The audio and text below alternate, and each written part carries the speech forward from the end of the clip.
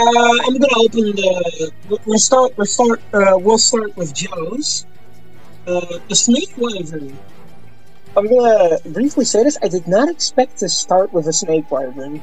They are rare as shit in Monster Hunter. I think there's only there's only one. First, a bit of background. This is this theme that I picked, that I turned on, is from the tower from. I think it is in. Actually, it's in a lot of Monster Hunter games.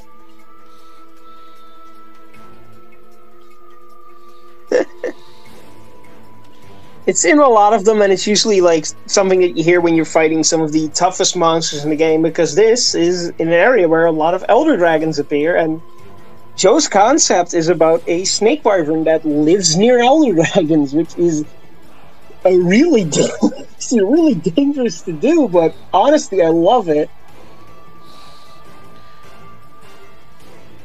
I think you have it open, actually?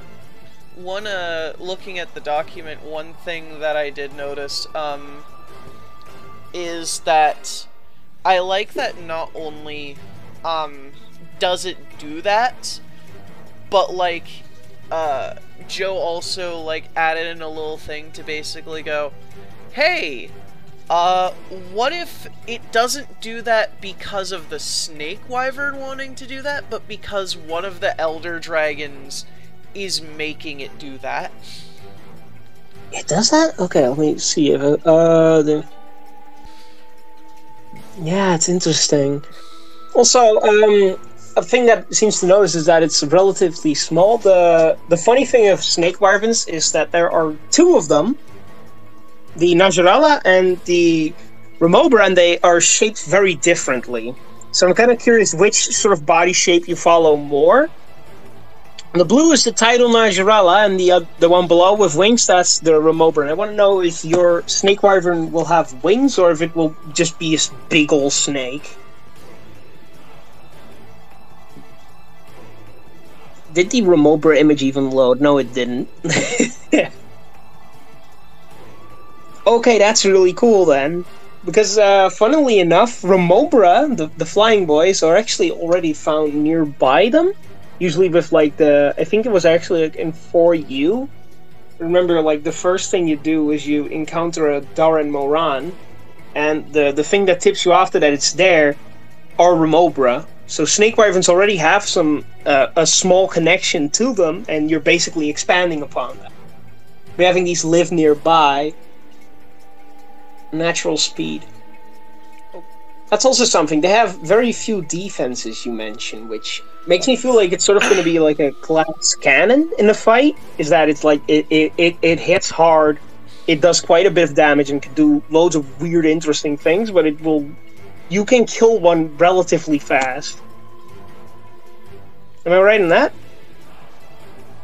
Okay. They're like the cows of this, so they're like more small monsters than large monsters. So like the minions more than an actual boss, like a Grey Jagger or something. Or are they still boss monsters that are just eaten a lot?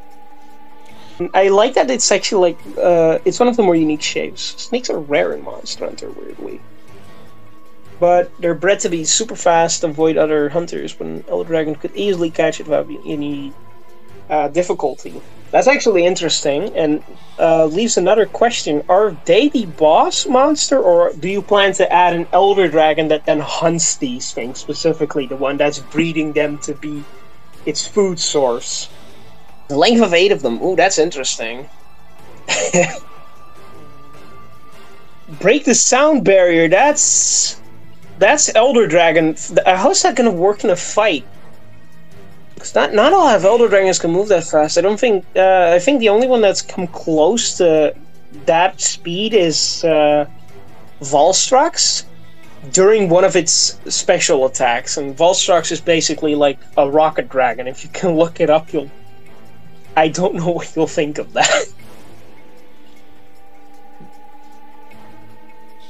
Isn't meant to outspeed them. Okay, interesting. Move fast enough to break them. Isn't meant to the Elder Dragon isn't meant to outspeed them. Their nests are small and contain their young. Okay.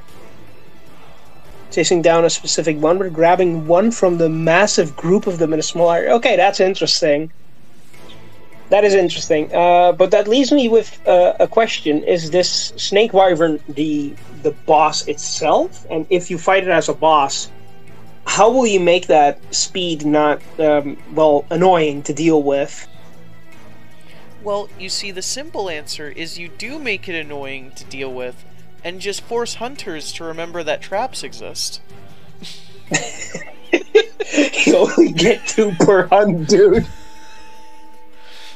I mean, we already established that it's a fragile thing. It's fine. Just set up a blast barrel and play Matador. What could possibly go wrong? What could possibly go wrong? It's so fast it just hits you before you set up the trap, and then you're fucking dead. I think that slowing them down a bit, like breaking the sound barriers, I think that's a bit too extreme. Like a fast snake could definitely work, but people need to be able to hit it still, even with like something like the greatsword that's really, really slow.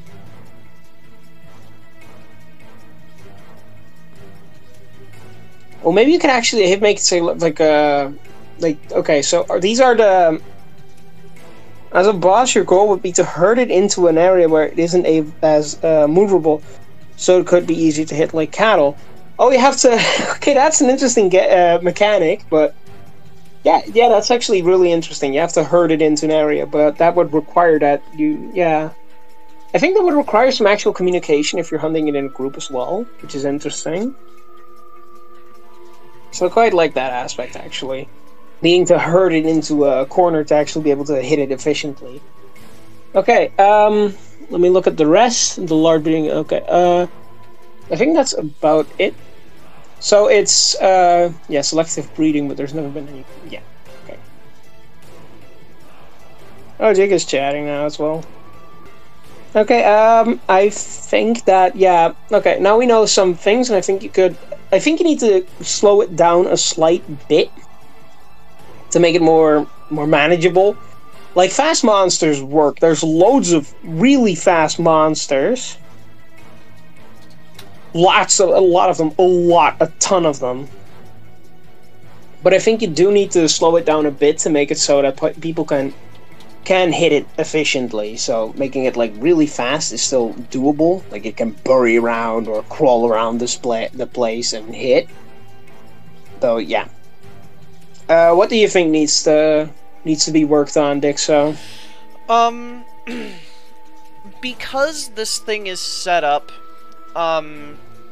as something that exists in relation to another thing, one thing I would kind of like to see come out of this, and would probably require going beyond the normal scope of what we're doing, is to have it so that the Snake Wyvern acts as a function of something else's boss fight.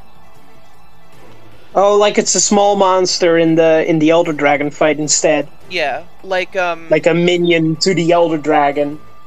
Yeah, I think that's like the impression I got from at first as well, is that the Elder Dragon would be the boss, and that the small Snake Wyvern is something that it herds around. It's like this small thing, and you kind of feel bad for it because their whole existence is just cattle, basically. And that can also set up an interesting situation where, like,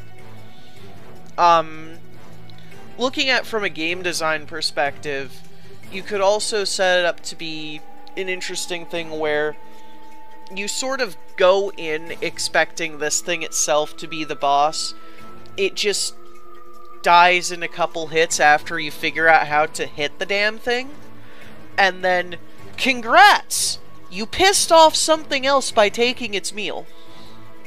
Yeah, or what could also happen is that that like in the intro cutscene of the Elder Dragon, you see this big snake and it looks really threatening, and then the dragon swoops in and then just snaps its neck and starts eating it.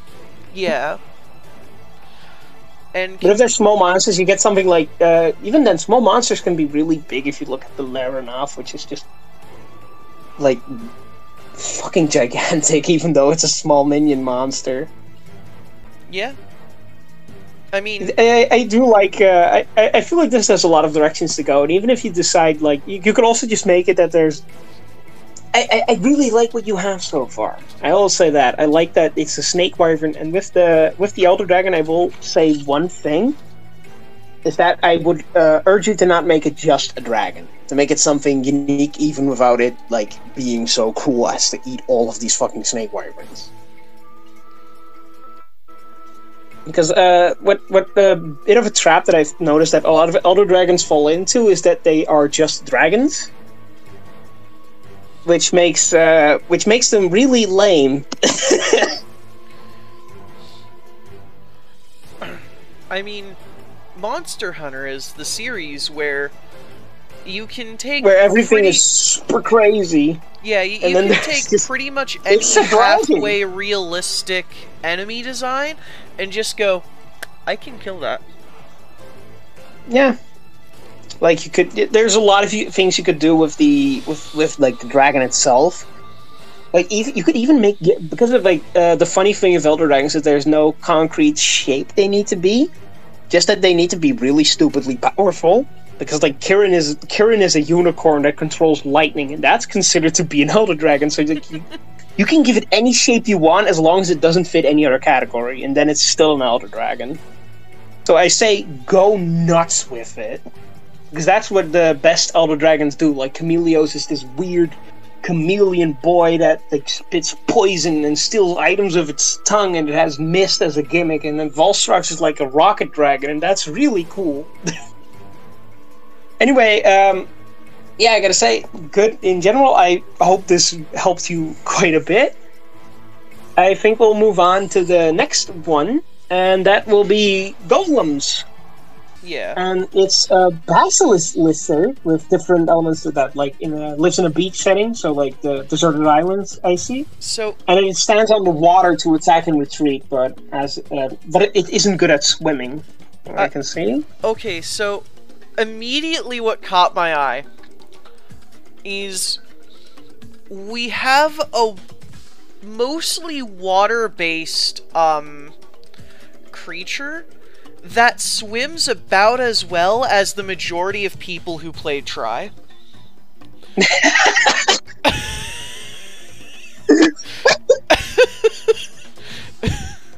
First, the basilisk. I love him. This looks like one of the sort of like a goofier monster, sort of like a Kutku or something similar like that. And I love it. I love it a lot. Like the goofy monsters are usually like this feels like something that has a lot of personality, where it will run over the water in a sort of derpy way, but somehow be fun in that. And that's, yeah. I love that. I love him. I love the idea itself. Yeah, I feel like it could have some funny underwater implementation as well if you decide to go back to horror. Oh, amphibian. Yeah, amphibian. The funny thing is that there are multiple categories I was considering for this. But with amphibian, you get the funny perk of it having really long hind legs and being able to jump with them. But I was actually like, one of the first things that came to mind for me was to make it a raptorial bird wyvern, like the Great Macaw that I posted in Voiceless Ventures. It's, for some reason, this felt like, yeah, that sounds like a bird wyvern to me. Because they are usually kind of like goofy and early game, and they do some really dumb shit. Like Great Macaw himself is like a kangaroo raptor that will stand on its hind legs and then kick at you or launch itself. And also, and then if you hit the tail, you can get him to fall over. And that has like that big you can exploit his weakness super bad here. And one thing I've noticed that it does. One other thing I've noticed that like Kangaroo Raptor does that I found really fun when I was playing a little bit of Generation Ultimate's demo is just how it'll pogo stick on its own tail towards you. Yeah, it does that, and that's amazing. And that's like that sort of thing is something that I could see golems doing. It's just some really stupid shit that gives it so much character. Like how it running over water itself is already. I can see it like holding its arms out and running in sort of like a really goofy way. In that like it's super appealing. There's actually another category that I thought of because you didn't mention one, and that's the Leviathan, like Lagiacrus, because it's a water creature and just extend the hind legs and make it run over the water. Though I think it fits less because you need to have that long neck and the generally like shorter limbs. Actually, none of it. I was also gonna suggest fanged wyverns because they have that very reptilian look while still being sort of mammalian. Actually, the more I think about it, the more I think, yeah, a raptorial bird wyvern would be perfect for this. Just that early game niche, but made so funny with having butt around and just goof around the entire time. Not to mention one. Since I've noticed most monsters sort of have this escape phase they do when they get too damaged, because Golem mentioned in his that this thing actually will like kick sand at people. One thing I thought about is sand runs away. Yeah, it just like it fakes out that it's gonna do something dumb you can exploit, and then just kicks sand in your face and fucks off. So you just have this lengthy stun animation that keeps you from chasing this thing down. Or you get like you get like the strongest wind effect. He's like, whoa. You just stand there while he's fucking bolted up.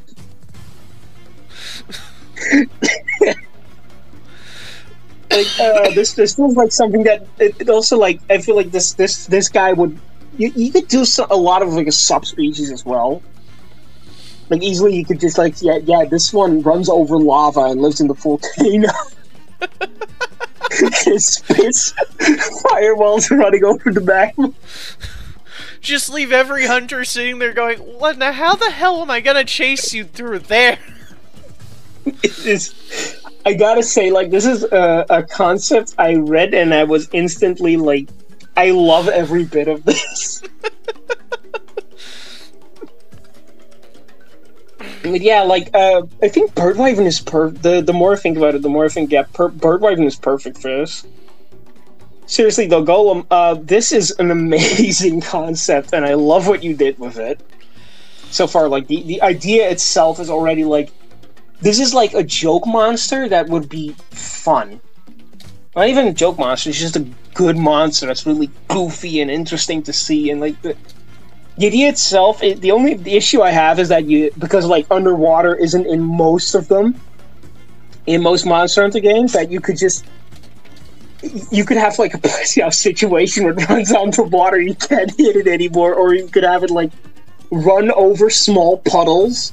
Like, you would sink into, but it won't, and it just runs on, even though it gives it no advantage at all. Yeah, I love this one a lot. I love the idea already. It's really cool.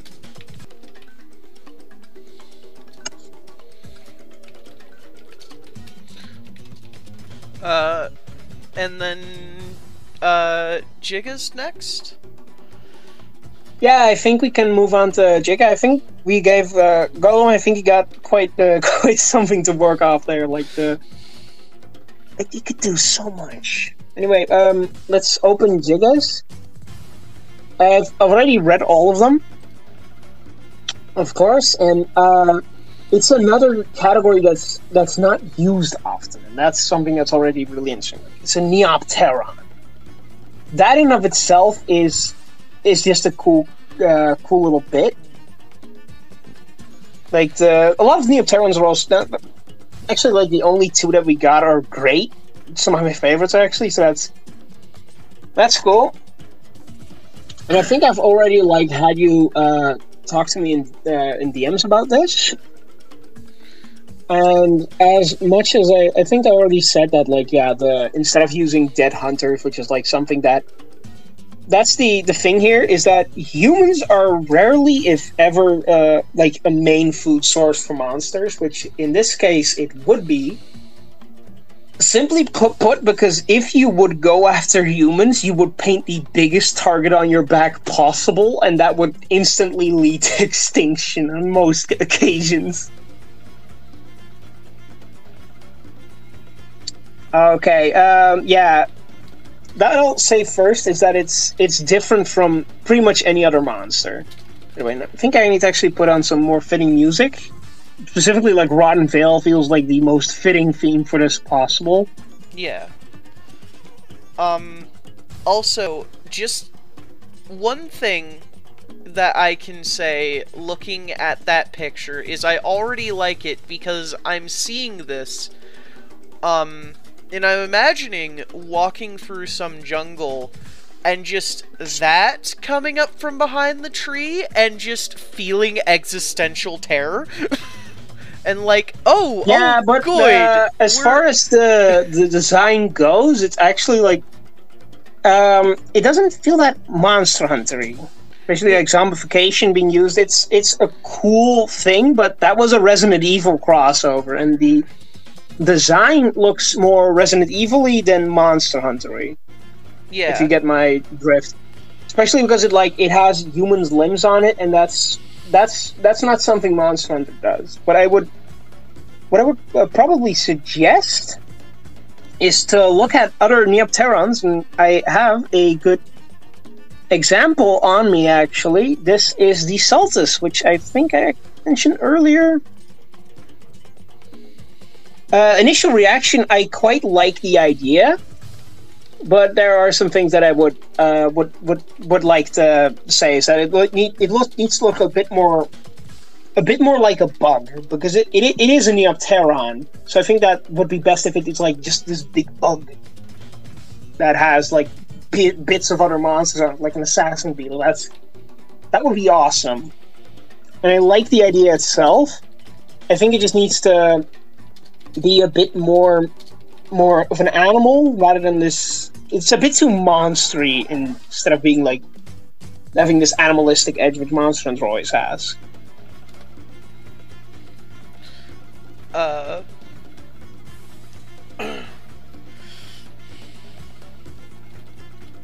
can Jigga not hear us?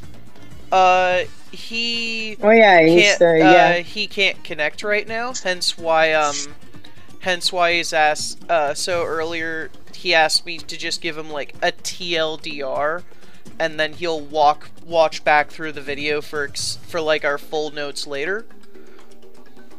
Yeah. Yeah. It's like the zombification, which he mentioned as a status. I like that he's using statuses. That's really cool. But zombification was a crossover thing. Zombification doesn't really. That's not something that happens in Monster. Like, you could argue that Vol is a zombie, but no, it's just covered in dead debris.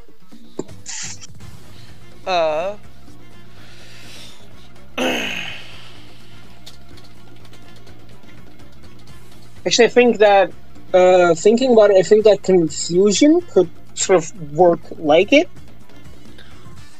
That's actually... Okay, Jaga. Okay.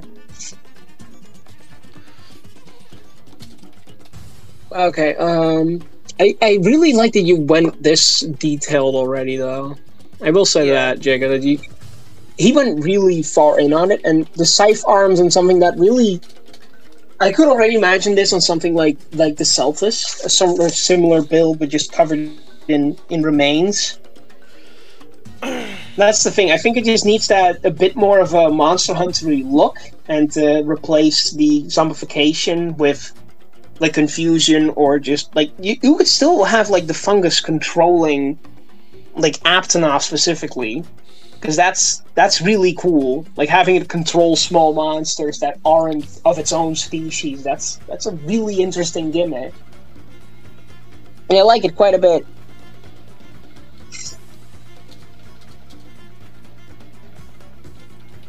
Okay, what else is there to say? Sleep. Oh yeah, that's sleep as well. Honestly, you could just use that as the gimmick because sleep is rare. Rare. Pretty much nothing uses it.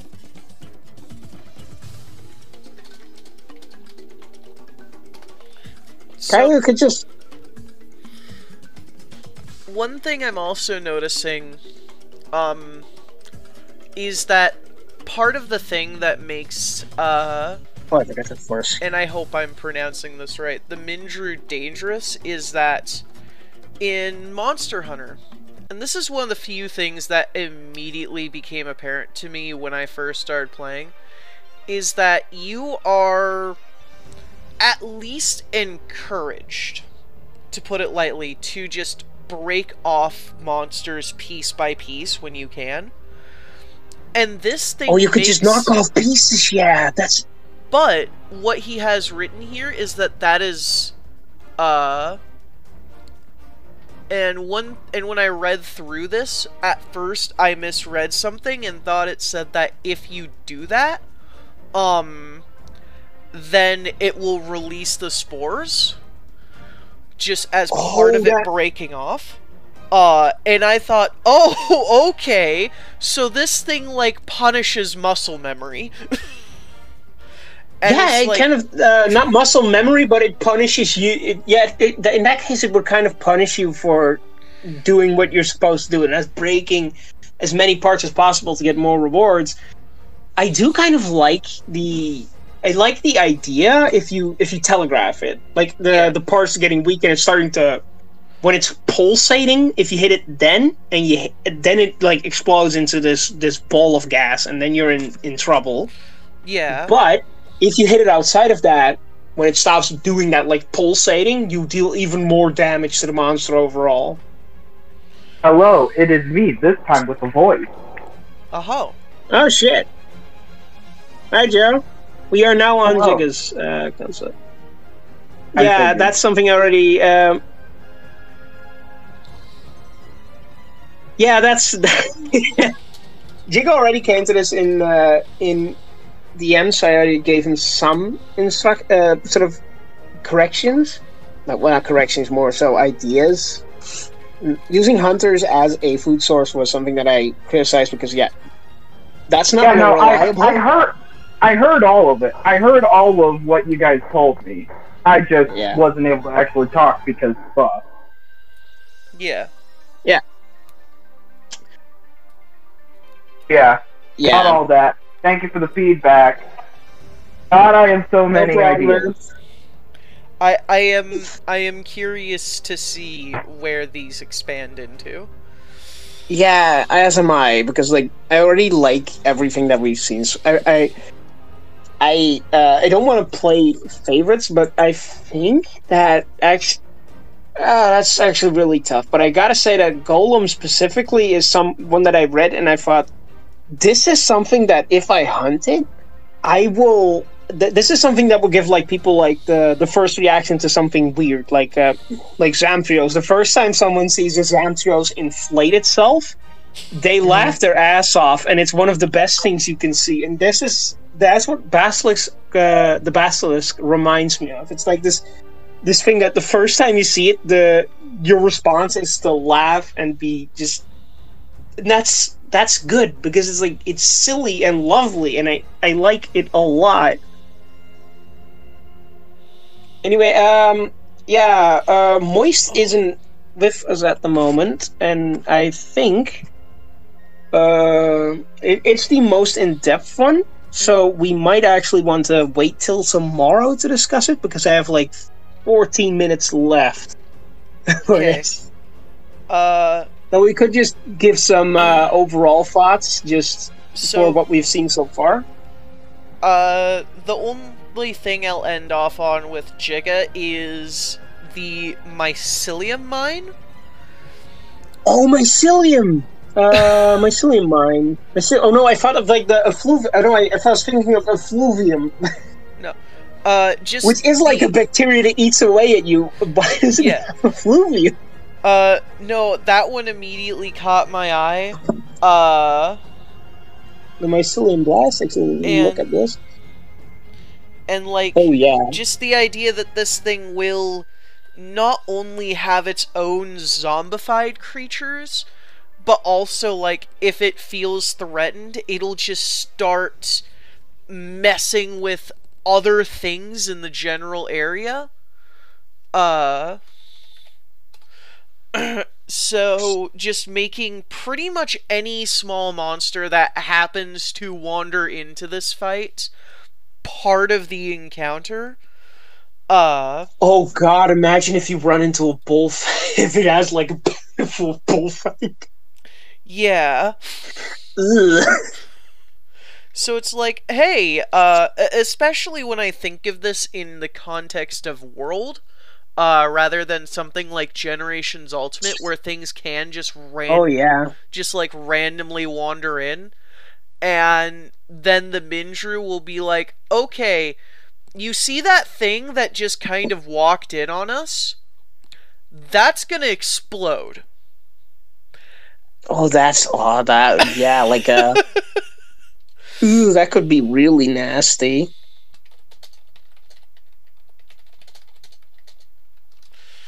I'm trying to find some, like, more general theme. We could just grab a town theme, actually. Let me think. What is like oh, we could just listen to the Ancestral Step theme. I like that one a lot.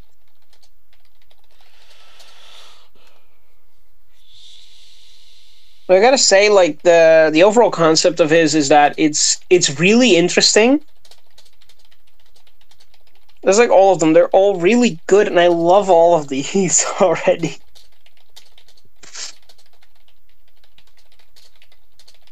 So okay, I'm gonna quickly turn something on. I hope Rhythm isn't gonna blow our ears out. Yeah, it is. Fuck off, Rhythm.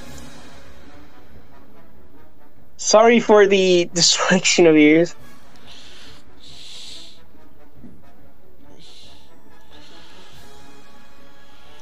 Okay, what are we gonna do now? We're gonna give a quick overview of the others, or like go back on them a bit? If there are any others you want to discuss, then I am here for that. I am looking at these totally blind, though, so I'm... yeah, there's only one more left, but in all fairness, I think we should just do that one tomorrow. Okay. Because, like, it's the longest one so far, and with the time I have left, I can't properly discuss it. And if actually, we could have some good to have the people that applied now apply some small changes. No, wait, that wouldn't be fair to Moist, would it?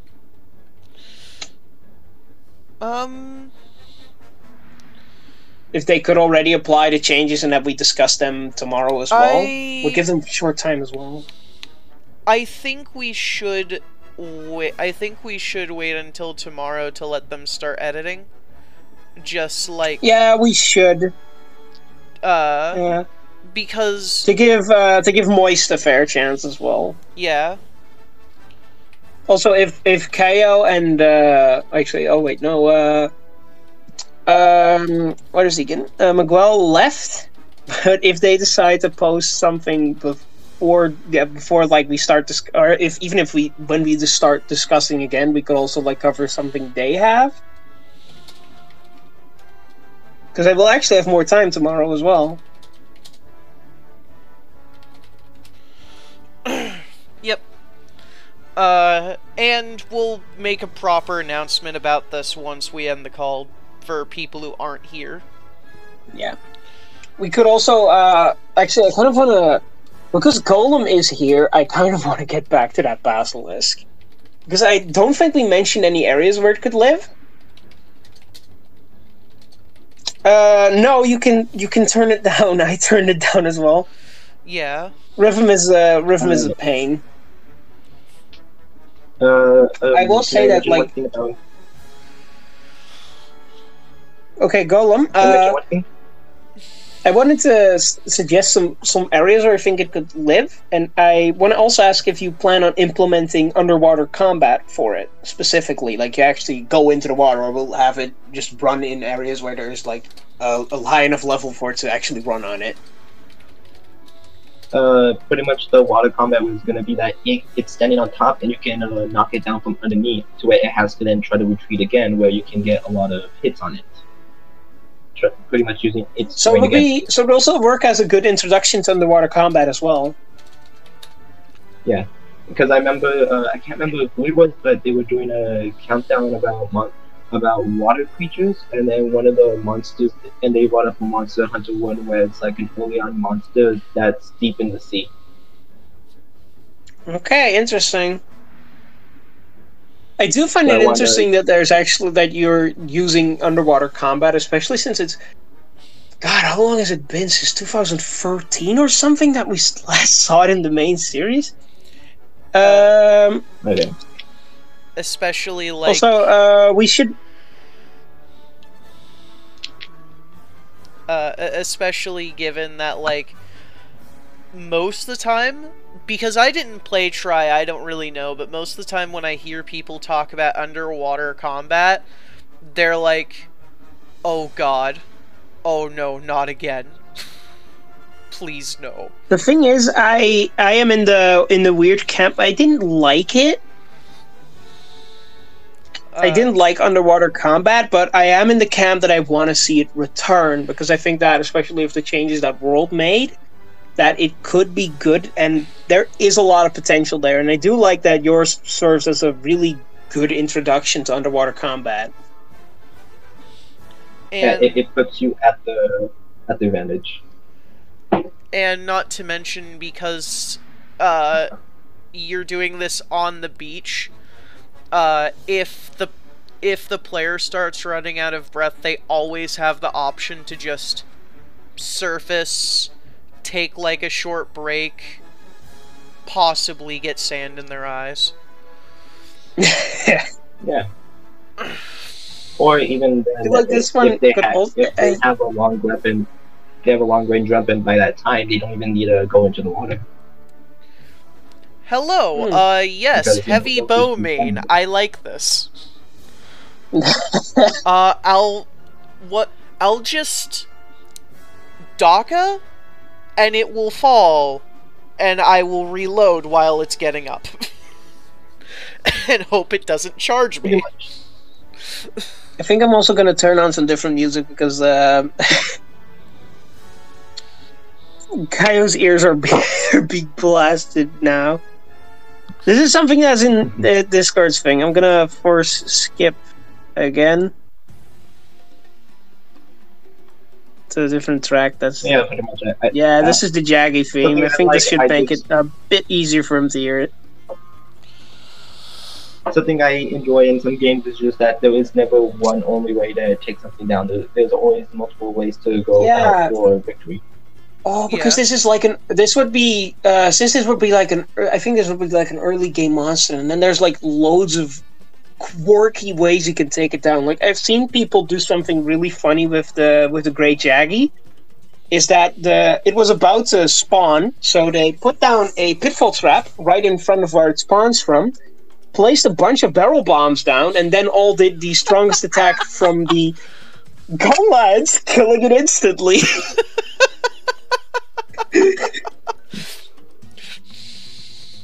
I think you should see I think the video is called R.I.P. Jagras, and it's amazing. I remember also what I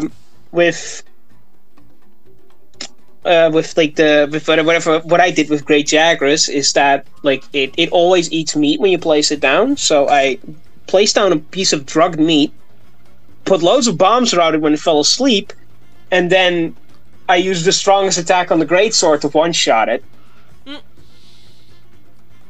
I feel like this one is another one that can do some really funny gimmicks. What if you throw a sonic bomb when it's running on the water, and then it falls down because it gets shocked by the loud sound? Yeah. Yeah, that's another thing. It can happen. You could. That's something that I gotta say. I'm glad that you actually did post this because there's loads of things that we can do that you can do here. I think you can definitely make a winning entry here with this specifically because it's a really cool idea that already has like so many implementations, and you also get like you get to make an interesting raptor, and there's only like 2 so far that are particularly interesting, and one of those is in a game that isn't even out yet.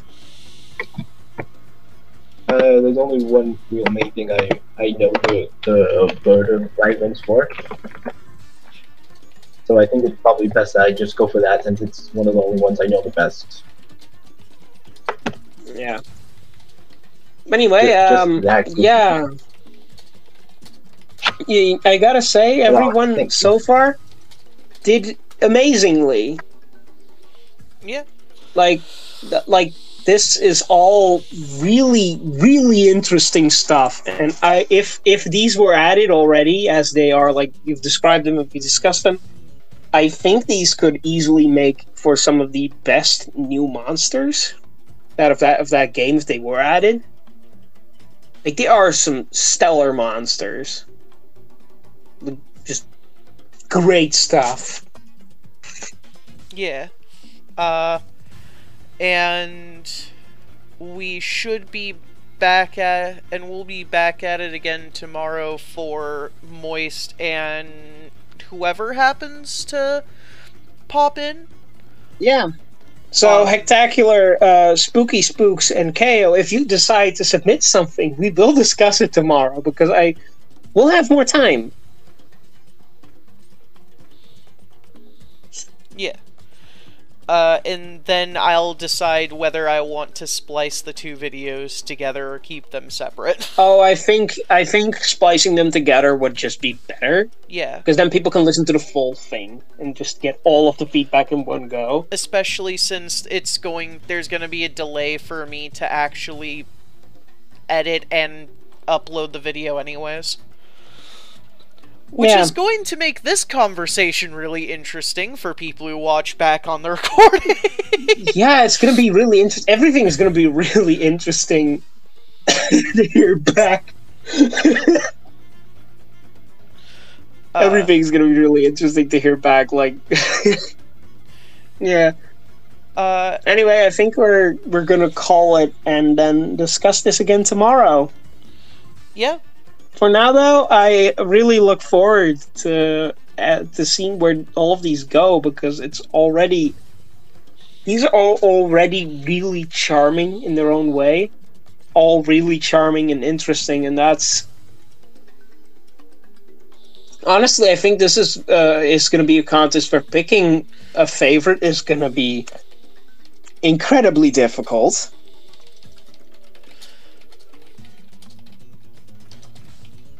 Yeah, but yeah, we'll see what happens.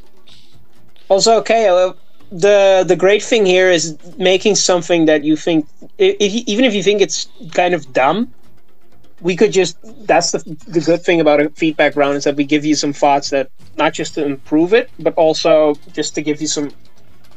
Even if it's dumb, we could say that's amazing and it's funny and I love it.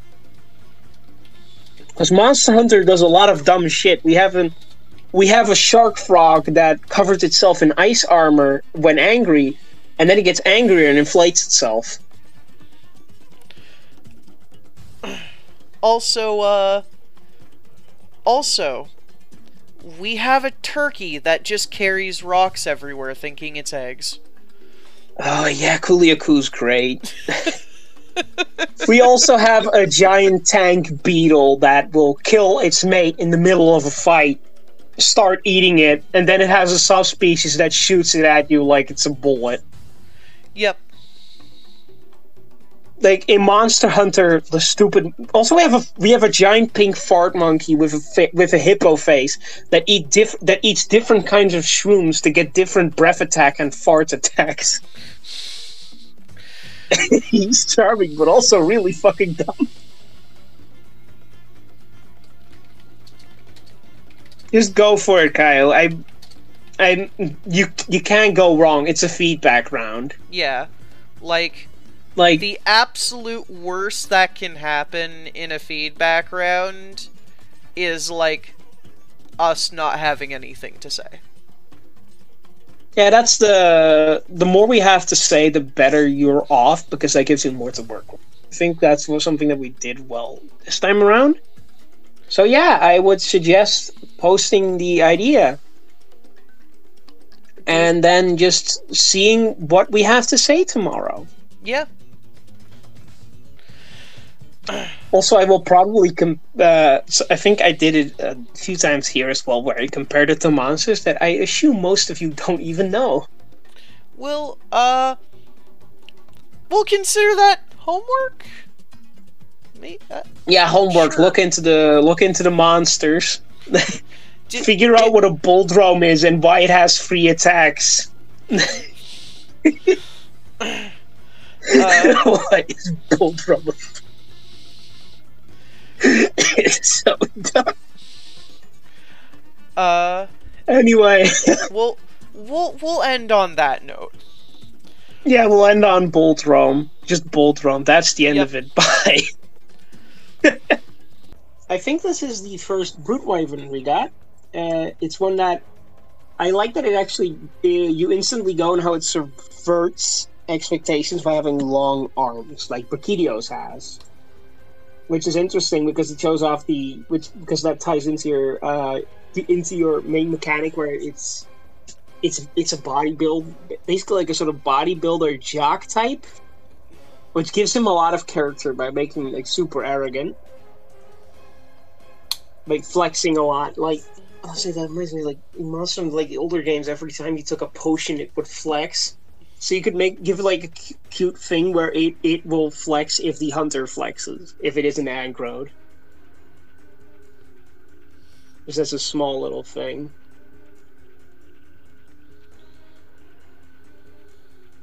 I'm gonna wait for Dixo to read it. Yeah. Yeah, you could turn the recording on as well, because now we're actually starting to discuss the things. Alright. Let's see. Okay, so if I'm looking at this right, we're taking Drago, or however the fuck it's pronounced. From Ring Fit, and just making it a Brute Wyvern, and I already like that, because he's one of my favorite Nintendo villains, unironically. I just read it as a monster of a lot of character, something like bird wyverns usually out there, like Kurapeka. No, Kutku was just a gigantic derp. And all the bird wyverns have a lot of character, but this is a brute wyvern that does that instead of like being super. I think it's like sort of like it's full of itself, which gives me a fun idea for it. That it's like it isn't. It thinks of itself as like an Elder Dragon level monster, while actually being like barely any stronger than a Jaggy. Yeah. I think it would be funny because it like goes up and has Star Wars with pretty much everything around it, except it loses pretty much all of them. It's oh oh god, what was that thing called? It's like the really angry monkey whose name that forgets me, but it's really bad. Oh, Rajang! Yeah, it's like Rajani, but like a lot weaker. It's like Rajang, but weak. So another thing I thought of was because it's flexing a lot. What I thought is that because like Baroth is another brute wyvern that eats insects. So the idea I got for this one is that it will put its arms up against a anthill and then start shaking them to cause vibrations to get all of the ants and other insects panicking to cause them to run out into the position where I can easily eat them. Also, did the music already stop playing? I think we need to put it on loop. Yeah.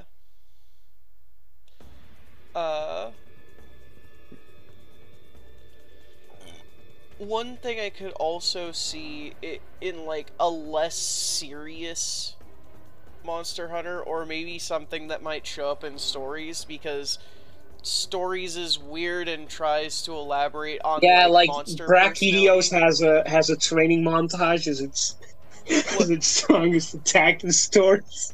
What I could see if this thing showed up in stories is like having an alternate way to capture it, where instead you just like flex and pose better than it does, and it eventually is just like, I see you as my equal. I will join your team, small child. Yeah, that's funny for like story, but in the main game you could still have something funny where if you because if it's like passive, if it's not super aggressive towards hunters, you could have it like that the hunter walks by it and uses a flexing emote or something similar, or like shadow boxing that it imitates it. Just to sort of like show off to this tiny little thing.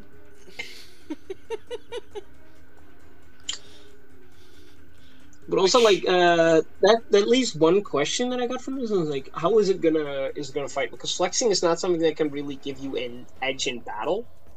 As a JoJo fan, I would like to argue that. I haven't watched JoJo's, I wouldn't know from that, but like, flexing, you know, like if flex is more like that gives me some like it flexes just puts up its arms real big.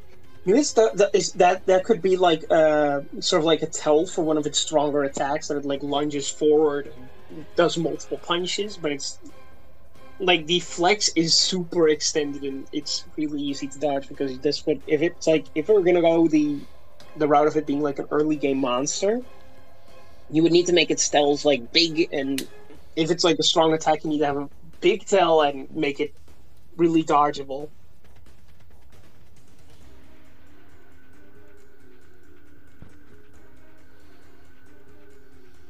So if you mentioned rocks, seen bench pressing rocks, maybe you could take like Rajang's gimmick where it picks up rocks and throws them, but it does it like poorly. Like Rajang picks up rocks as big as the area it's in, and this guy picks up like boulders that are like half its size, and then tosses them like a meter in front of it. Yeah.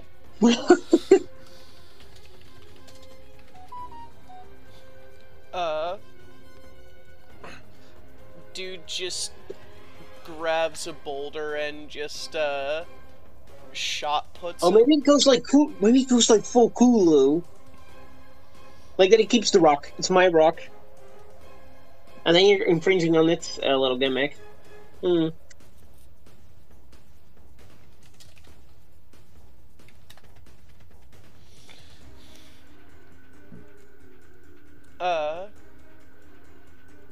You can do a lot with that. Like even if you varied like the environment, maybe putting it like I'm playing like a swamp theme now. So like if it lives in the swamp, it throws logs and bits of dirty ground at you with like both different kinds of plants in it. You can do even a lot with that. Like the thing is here that I'm looking at it, like it's constantly in this sort of like T-Rexy pose, which all the Wyvern shares that there's their default mode, and that they might rear up a bit for certain attacks. I think this one is going to rear up a lot.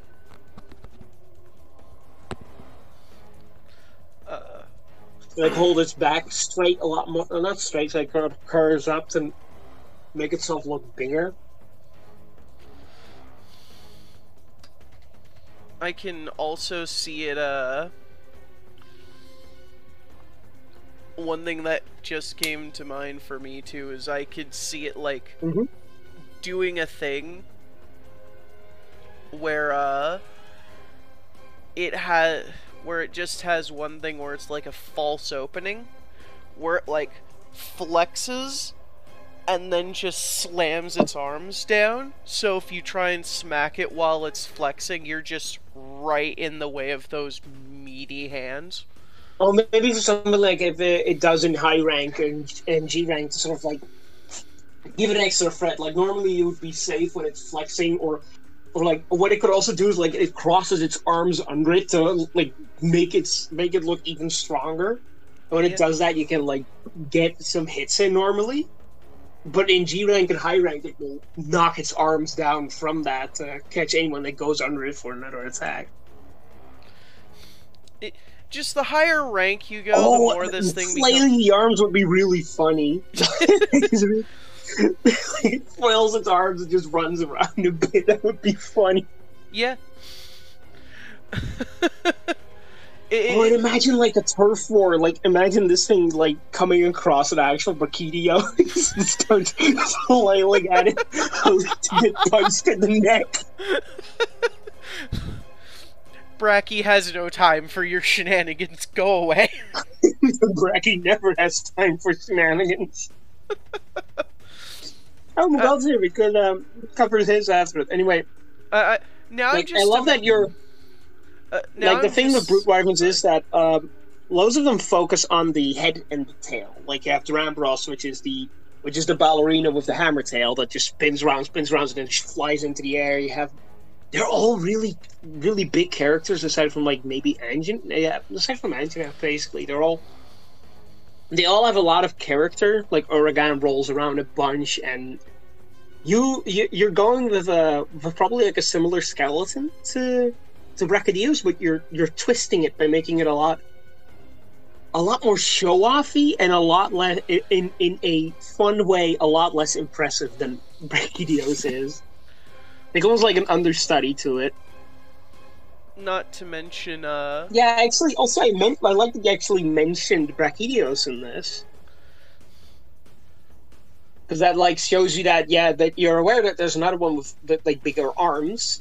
I didn't even notice that a lot of them have really small arms. until you noted it. Like, I think aside of, like, I think, like, the closest to having bigger arms is, like, Barov? But Barov never uses them. Like, it has bigger arms, but it does nothing with them. It's like the only other monster, only other brute weapon uses arms like Brachydios. And I think that it is funny to flip the whole T-Rex angle on the head, especially if you, like... What you could also do is, like, make the head and tail, like, not... Maybe you could make the tail, like, another fist? In a way? Like the tail is a second fist, so that even if it spins around, it's still hitting you it's still punching you. I see that we have discovered the alternate evolution path for a Biopalm. A buff palm? That'd be another take an Abby Palm. Oh, also, what we were mentioning about this thing... another funny thing you could do with the big buff guy stereotype that you're going with. You could make it smaller than most brute wyverns. Like, have it be about as big as Grey Jaggy is, but it's like, it's really show off, and it's really, like, it wants you to think it's cool, but it's like, as big as Grey Jaggy. Which is big for a human, but for a brute wyvern would be hilariously small. Wait, that's a brute? I thought it was a bird wyvern. One thing I was But, like, really makes that distinction that they are, like, the brute wyverns are a lot bulkier. I think this one could really work. It could do a lot with it, and I like it a lot. Just like with what Golem suggested, like the Basilisk yesterday. But it's like, this thing will have a ton of character, and that's what will make it lovable. And this will translate into the fight as well. Like, something like Gypsross has a lot of character by being very derpy, but nobody likes Gypsross because the fight sucks. Well, this one you could actually have a good fight as well, because it's like Brachydios light, but its own thing. Oh yeah. Brute wyverns, Brachydios had a lot of Brachydios and Deviljo already had a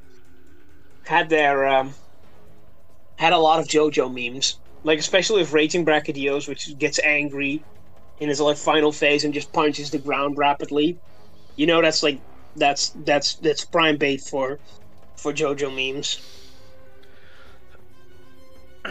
Like to have Joe is just Devil Joseph versus Brachydio. Anyway, I think we can. I think we should move on to the next one. KO. This is a great submission already, and I'm glad to have seen it as well. It's great. It's a great thing. It has a lot of potential to go in. Oh, you know what you could do with the weapons? You could make them fists.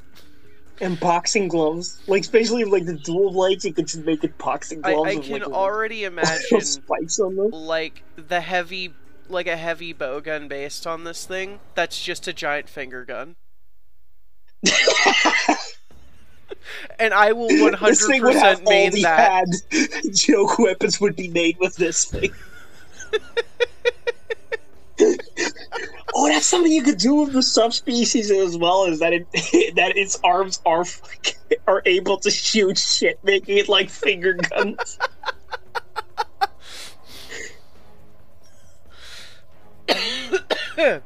Oh, sure, Camels.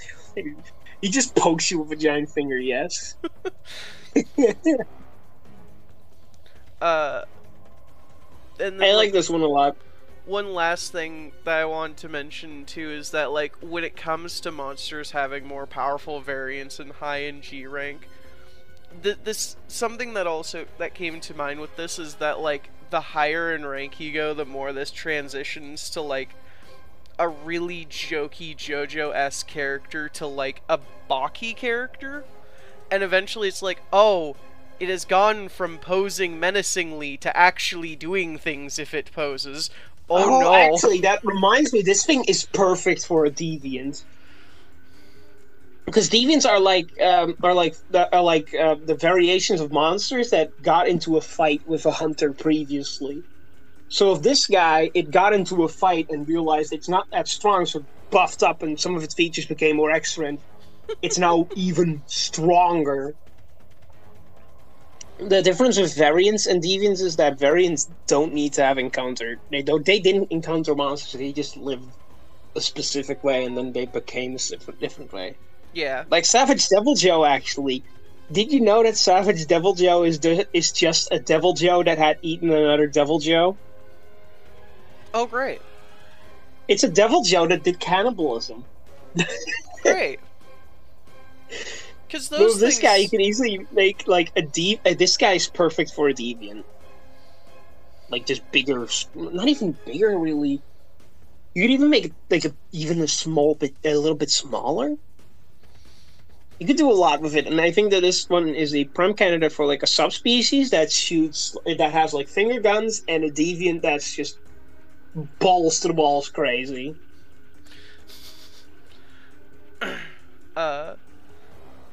And then moving.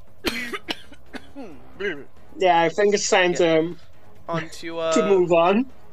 I think you said Miguel, because he's here. Miguel was next? Yeah, Miguel, because he's here. Yeah. He actually sort of has two of them. Because I've read it already. It's I think you're gonna view a bit of time while I look some music up. I think the first one is a bit more of a flying wyvern, while the second is definitely like a fanged wyvern, like Zinnover. Hmm? Yeah, the his concept, you can read it already, like a bit. I'm gonna grab some music that would fit, that I think could fit this.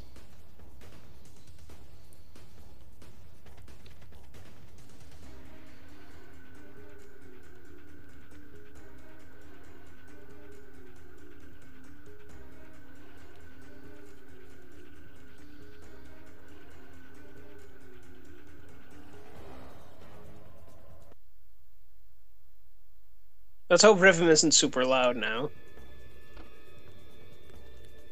Oh, it's still... Okay, it's looping.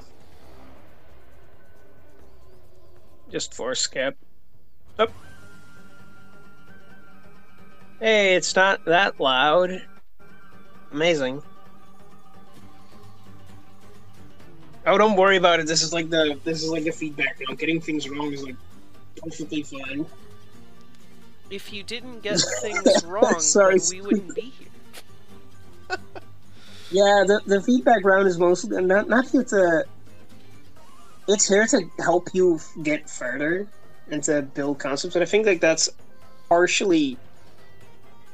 I think this will help a lot, especially with Monster Hunter, because it's complex and not a lot of people know about it or know it all that well. Anyway, I'll hear from you when you've read it.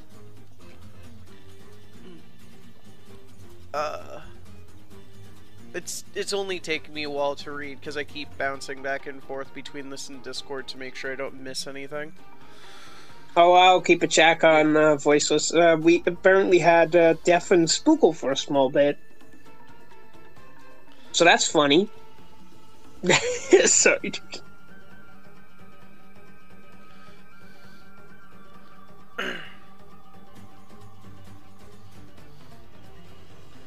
Okay, so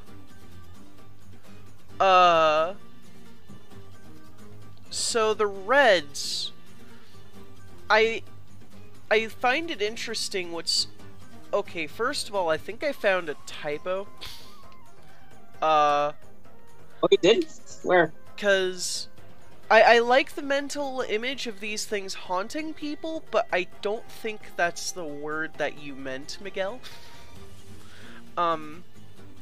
But other than that, I like the idea of this just being like a more reptilian version of like a swarm of bats, where if you help them hunt something, they'll like actually help you fight it as well.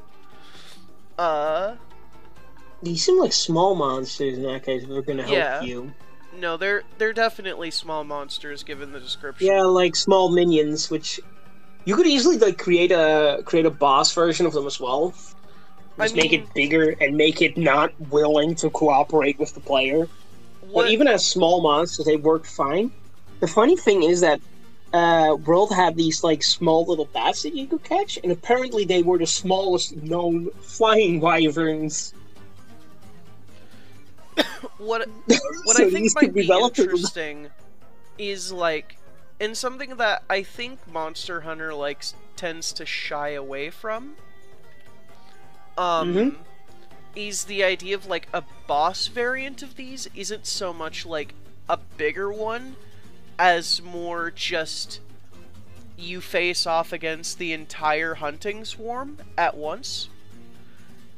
Yeah, the closest they seem to have gotten to like an actual like pack organized pack attacking is the Great Isuchian Rise, but even that has like a stronger, bigger version because you do kind of need that large base to work and to coordinate the whole thing. Yeah, you do need something that's like the obvious leader unit.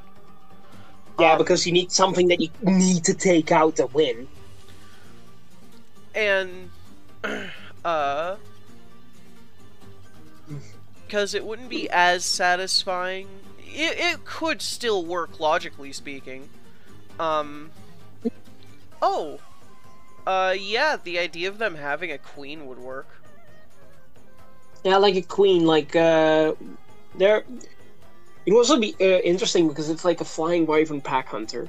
Making that something like, maybe like mid? Like just below the apex, like a Rathalos, could actually be really interesting. Because flying wyverns are generally like pretty much always apex monsters, or a bit above that even. So making one that's like a little bit of the middle of the road is already a big change, because I think the only one that was like middle of the road is Paolumu, and that one was garbage. And with garbage, I mean, it was kind of just boring and there wasn't really that much interesting to it, even though it inflates itself, which is kind of like contradictory to what I just said. Yeah. Anyway, then we get to the Blue Zerk. Yep. Which this reads like a really interesting thing. Well, I like so Komodo like Dodo, dragons, so we're at a good spot there. I really need to stop slapping my mic. Why do you slap your mic?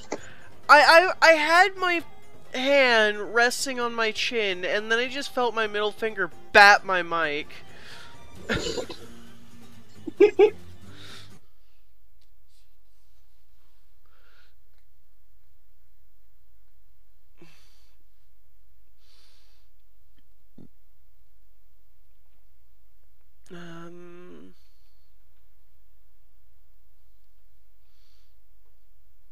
Okay, I'm already seeing where the name comes from.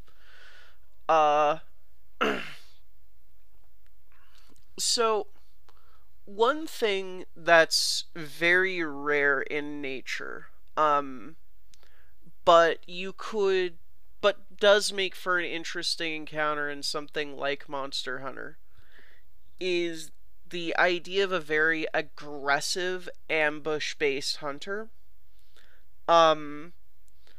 Like, cats kind of do that, where they'll, like, find something, and then once they're in range, they just go fucking ballistic. But other than that, I don't think that's a thing that happens all that much. But this is kind of what we're looking at here. Maybe sort of like a Nargacuga-y thing.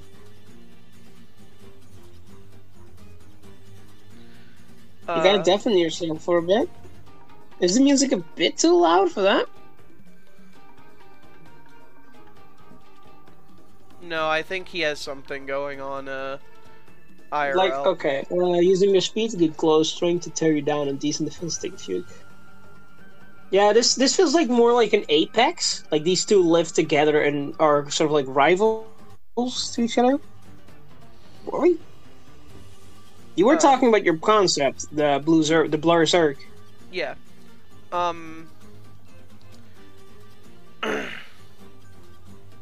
So, and like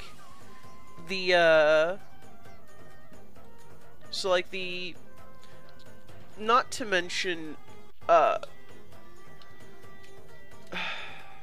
do I want to phrase things? I really need to stop doing this, like, right as I wake up and actually go to bed at a reasonable time. So, how early is this actually for you? To be honest, this actually is around when I normally wake up. I'm just not used to doing things right when I wake up. Which is... Oh, I might as well. How late is this then? Or it's like about 1. I wake up at noon. In the morning? Fine.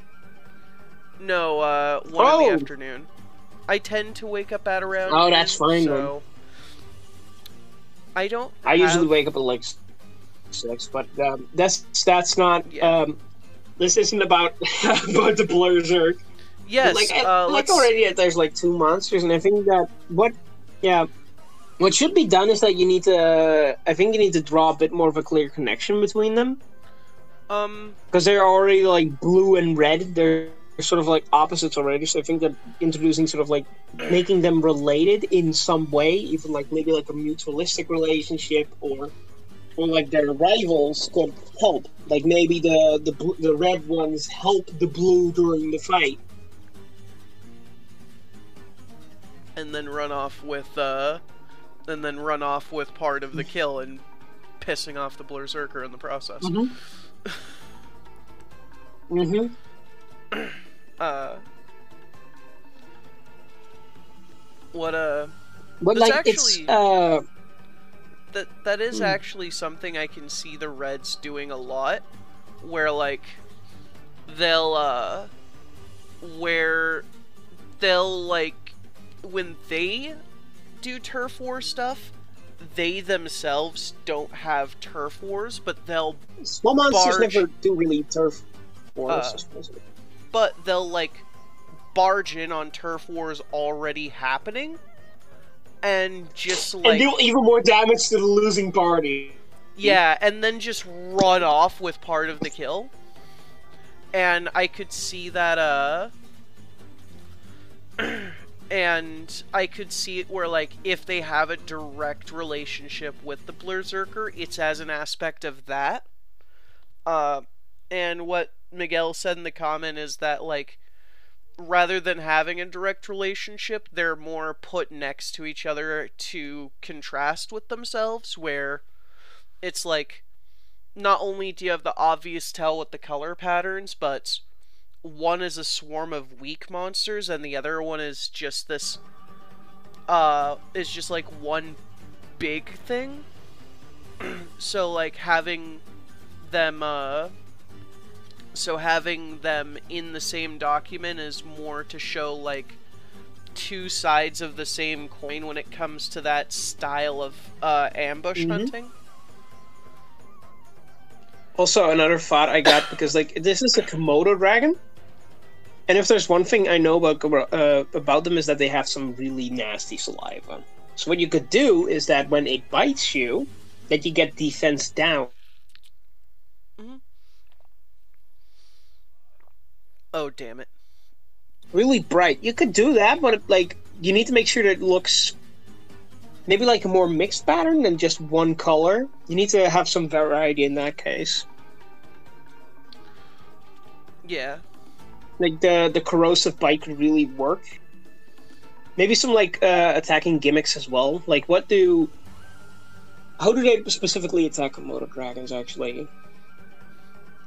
From my research into them, well, one, probably nothing like this thing would, because Komodo dragons are very slow and typically lazy. But I think they can run really quickly in bursts, right? Yeah, I was about to say that. We could actually have that be incorporated, where it's sort of like Zinogre, which will stay around a bit, wait, look you up, size you up, and then attack really fast. Maybe this could as well, like it's keeping its distance normally, and then gets in really fast to poison or lower your defenses and then wail on you. Well, what I was thinking, looking at the description of it, is it might be interesting to, like, double down on how much of a cat this thing is already like. So, yeah, you have this, big lizard that looks like a Komodo dragon, but it acts and fights like a panther. Oh, that's alright. That fits with Fang Wyverns as well, because, like, Zinogre is like a reptile wolf in a lot of ways. So that fits that classification as well. Like Fang Wyverns. Yeah. Wait, these things have really strong tails as well, right?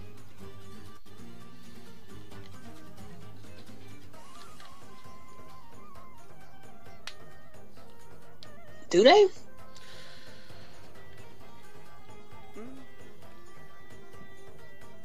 I'm gonna look up Komodo dragons. Why is one of the first things that pops up is eats, what was it again, like monkeys? Why is that a thing? You know, there's some questions in this world that one is not supposed to ask.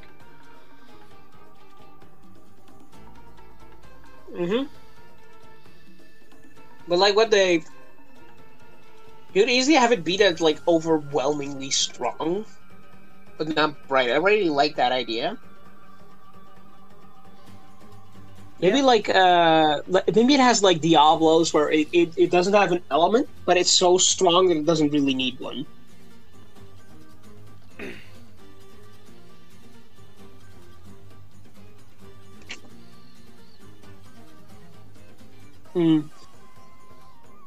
Yeah.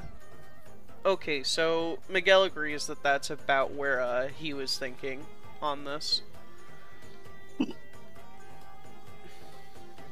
Okay. I do think you won. Yeah, I really like that, because like just physical attacking is really fun in some ways.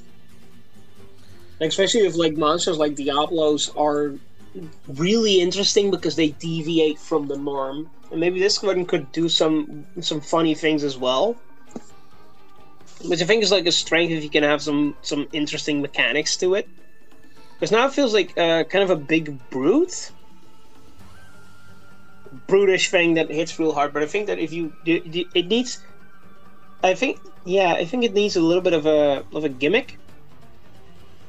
Maybe it can do what Jagras does in high rank and G rank, where after it eats, it starts vomiting out bits of monster. I mean, that's the point. I get it, but like, you could maybe bleed. Actually, that could be perfect for this, couldn't it? Just the bleed element, because that would also slow you down to make you more susceptible to it. Yeah.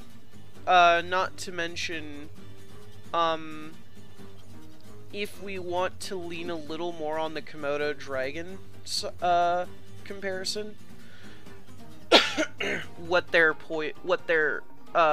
venom actually does is that it's like a highly potent anticoagulant. So it makes them bleed more. Yeah, like that's the danger with the Komodo dragon, is that in real life, I should say, the danger with the Komodo dragon is that once this thing bites you, its bite isn't as strong as its size would suggest, but you just don't stop bleeding. So it can just like follow you until you pass out, and then just do whatever. Yeah, or it could just apply just enough pressure where you can't, like, with bleeding you need to either drink, eat a star of jerky, or a sushi fish, or the other option for it is that like you need to grouch for a bit just to make sure that it stops bleeding. What this thing could do is that it becomes really aggressive once it has you bleeding, just to make sure that you don't have the time to put it away. Yeah. To make sure that it can get the kill. So, like, it'll go in, mark the bleed. Wait for you to open your guard, or to leave an opening for it. Then it bleeds you with a quick bite that is quite well telegraphed, and then it goes ape shit to make sure that you can't heal. And to keep with the idea of, like... Well, what I'm thinking is to keep with the idea of this thing, like, just running in and attacking, is that what would make sense for it, given the behavior presented, is, like, what if how the fight starts is it will go in, inflict the bleed, and then just keep going, acting as if it, like, accidentally overshot, and then double back around and hard focus on you? Oh, like it accidentally makes you bleed? Yeah. Like, yeah, sort of the idea that the opening of the fight is it didn't expect you to either stay there or fly off in another direction, but now that it knows that humans are kind of floppy, it's just keeping up in your face. Maybe it could also be like Devil Jail, where it just goes wherever. Yeah. Because it's constantly hungry. Like, it's looking for a constant meal so it doesn't stick around certain places. Otherwise, you could make it so that it's considered a high threat by the guild, because it just attacks everything, even if it's full, like a cat would. Yeah. Like, it's like a high level threat, or like even you could make even like a mid tier, but make it an urgent quest. Like, this thing needs to be taken out. It's bleeding other monsters really badly, and it's so aggressive that it's causing a lot of trouble, even though it's not particularly strong, even. Not to mention, Miguel mentioned how that bleed could possibly trigger the Reds to swarm in. Yeah, exactly. Smell the blood, so it's like, not only is this thing a threat because it keeps fighting everything, but also it keeps summoning these giant bats to come in. So it's like, and attack you. Can you just get these things to just fuck off? We don't like them anywhere near us. Oh, maybe, and then maybe it has a turf war with more heavily armored monsters. Like, maybe it comes in like a colder area and fights Gammoth. but its fangs don't break through, so it can't cause it to bleed and then gets fucked. Basically, every monster that has some bulk will beat it because they don't get bled. And other smaller or even like more fragile monsters are in a lot of trouble when they encounter it because it will make them bleed and get attacked more frequently. But then this leads to a very important question. Is Kaio's monster muscly enough to just ignore these fangs?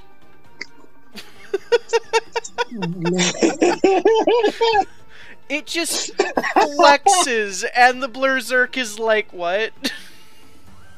Stop that. It just gets really confused and then runs off. They have a turf war, and Chaos Monster like flexes after being bit and bleeding. And the Berserk gets so confused and it runs off scared. Like, Truly, and then the Chaos Monster would lose the turf war, but it would win because the others are scared of it. Like, how is it just flexing? Truly, this thing knows no fear. I don't want to be near this. I got to get the fuck out of here. This must be like an elder dragon because it's ignoring me. And honestly, I think a turf war between these two is like something that, yeah, that's a rule I said, is that you can actually, if you have the permission of the other, you two can make a turf war with each other's monsters. Because I thought that, especially with something like this, these two interacting is just such a funny idea that I honestly should just allow it. Yeah.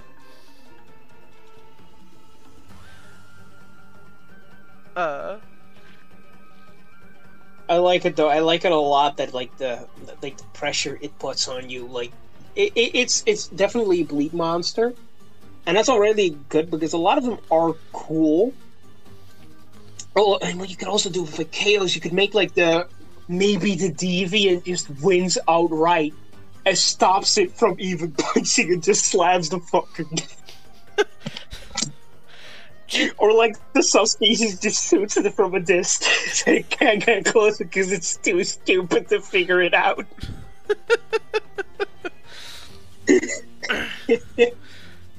And to think, Keo was scared that their idea would be dumb. Joke's on them, that's why we like it. Yeah, that's a lot of things. Like, Monster Hunter is a series where you fight a giant Ankylosaurus T-Rex camel bull combo that spins around like a ballerina and launches itself into the air. And that, like, the crazier your monster is, the more it's gonna be loved in most cases. So, like, I think that... Heck, in, I think, Generations, the final boss is a praying mantis that makes a mech. Yeah, it is. That is just the ape. Like, as a casual fan, that is the apex of stupid, and I love the thing. It's a fun fight as well. It's like one of the few big monsters that's still like really interactive, alongside Gammoth. You know, the thing that suplexes a Tigrex in the fucking opening. Yeah. I love that. I love Gammoth. That's my favorite. But anyway, I wanna briefly touch upon like subspecies for this for the blue one, because I think there's a lot of potential there as well. Like you could easily just make maybe an acid version when that's like that focuses even more. That instead of bleeding, it like maybe it like spits poison or something, or it does some other things like. There's a lot of potential for subspecies, like maybe a subspecies that actually is like somewhat smart. Like it has 2 more brain cells, and that makes it a whole different monster because it actually has some planning into how it attacks.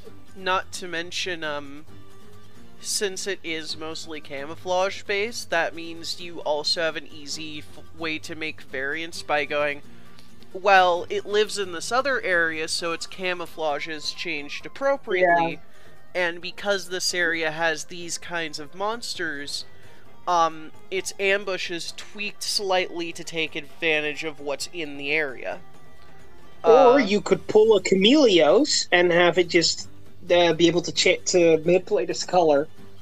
But like, it's a little bit. It would be a little bit worse than Chameleos is because Chameleos can pretty much go invisible, and this one would instead make it so that it blends in. It changes its color to its environment, but not as well as Chameleos does. Yeah. Then a subspecies could just go invisible, or like a rare species, like what Nargacuga's rare species did for some ungodly reason. I'm all. The funny part about that is there's actually, like, now that you mention it, there's a boss in Kingdom Hearts that I actually could see, like, not the boss itself, but the boss fight being a variant, being like a G-rank variant for this thing. Where... Ooh, like a D-rank subspecies or something. Where, like, basically... Like when did you unlock that? Its whole thing is that, where I can't remember what the boss is called off the top of my head, but, like, what the thing does is that, not only can it go invisible, but because Heartless are dumb and Kingdom Hearts makes no sense, what it can do is it can, like, directly lower the light levels in the area you fight it. So the first, like, phase of that boss fight is basically, like, you have to figure out where the fuck this thing even is. And then after you smack it a couple times, it stops, its camouflage will crap out, but it will get a lot more aggressive to make up for that. So it's gone from trying to pick you off while you can't see anything to just, okay, I'll play your game. You just won't get a chance to heal. That cool with you? Oh, that gives me that's something you could do. Oh my god, that gives me a great idea. You could actually make that second phase of that. You could make that the fight, because Monster Hunter has this wonderful ailment called Soiled, which makes it impossible to consume items. And then you could make it really aggressive, even more aggressive than it normally is, but like more calculated as well. And give it new attacks, like maybe it like does some more tail moves and moves more quickly, or it can combo more efficiently. And it's just not visible. It's just visible the entire time, but it's smarter, maybe even smaller. Yeah. Maybe add an element or something, or an element. Like, I think it's definitely worth it to look into subspecies for this one. I feel like it's for most of these. It's like, yeah, you could do something with the subspecies.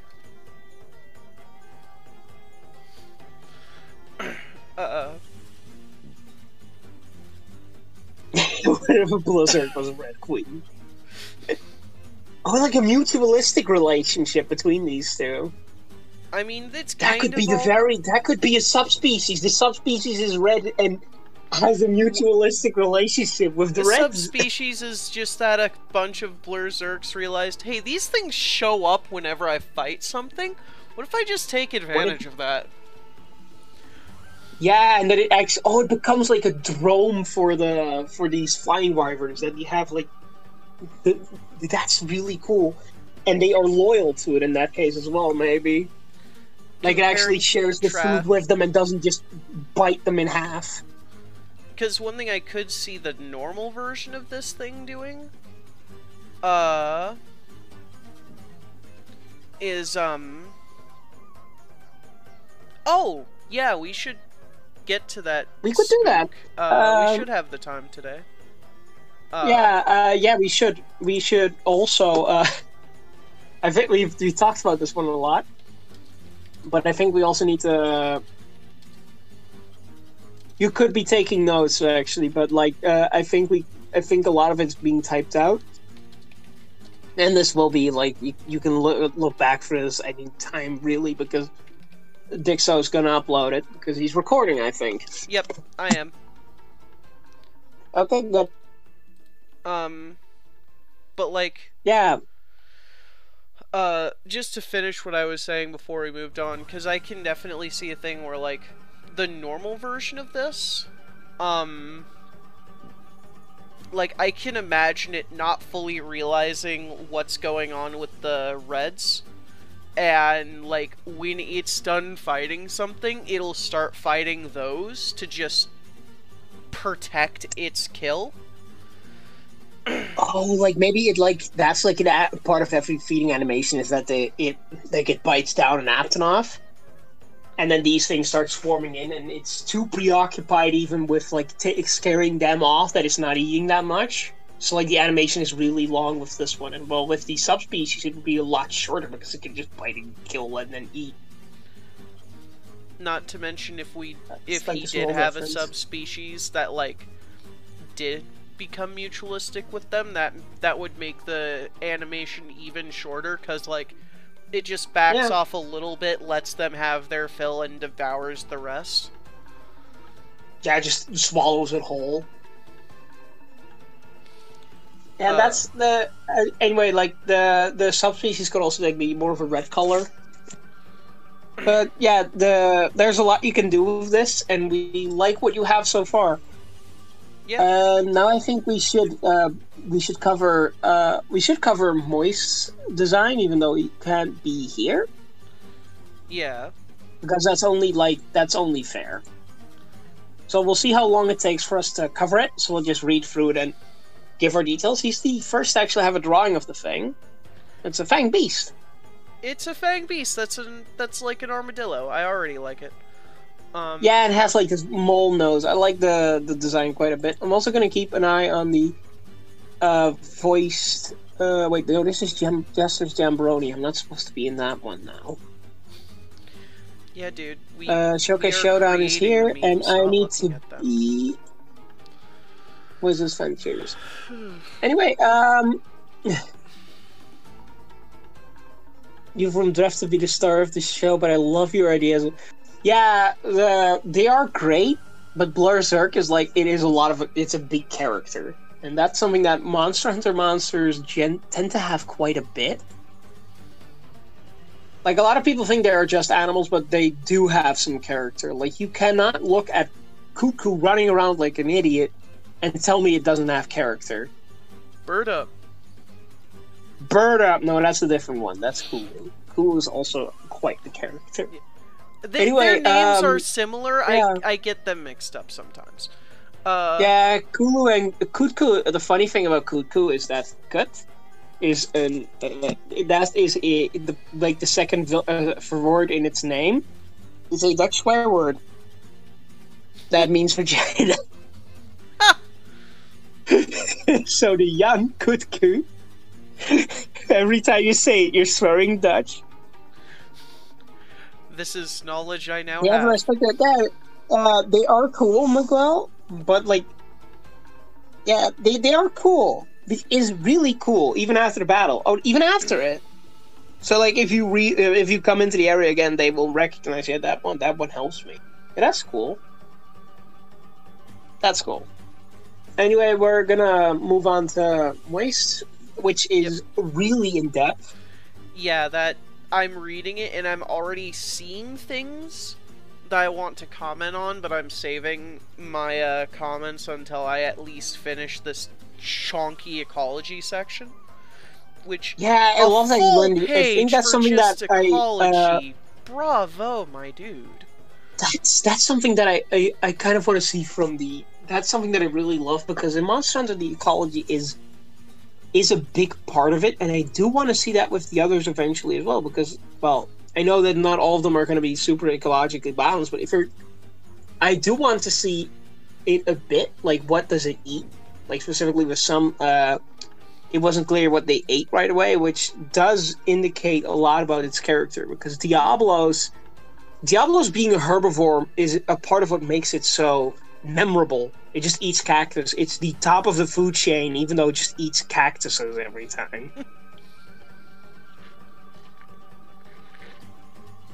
So, like, I think that, like, ecology and things that's something I really will commend them on. It's, like, early on. I assume the others are going to be in-depth in regard to that as well. Like especially with Miguel, which already has a bit of like ecological info in it. This is great, and I love that. So like I think that's something that's going to be like a bit more common later, but this one has a lot of it in it already, and I love it a lot. How far are you now, actually? Okay, I did just finish the ecology section. And so a few things I'm seeing here. So I like the idea. To change the music a bit. I forgot to change the music. Yeah, you can talk. I'll grab like a desert theme because that's one of the places it lives. So the three main things that pop into mind is that one, this being a primarily underground monster, but having just so many places it can show up in is interesting, because like some of those spots I could understand a primarily underground monster being like in like the sandy areas or like the jungle, but something like that in a swamp or marshlands jumps out at me because like especially since it notes later that one of the things that crazy nose it has does is just shoot out water at just insane pressures. Yeah. So I'm already imagining like this thing having subspecies that where it is sort of slightly affects how it does its tunneling, how its water nose works. Like the marsh variant not having as many places to go with its tunneling. Especially since it would need to be able to surface quickly for gameplay reasons. But because it's surrounded by water, that water gun nose is more specialized. And what I thought for like subspecies is that in lava areas, it actually, instead of shooting water, it just has lava. Yeah. Also, I'm gonna put on the June theme, so everyone, if it's gonna be loud again, I hope it won't. It isn't super loud on my end, anyway. I've noticed that if you switch songs before rhythm, like, stops playing, it tends to behave. Thankfully. Oh, that's good. Another thing that I noticed, too, is that, since it primarily eats insects, but will kind of go after whatever,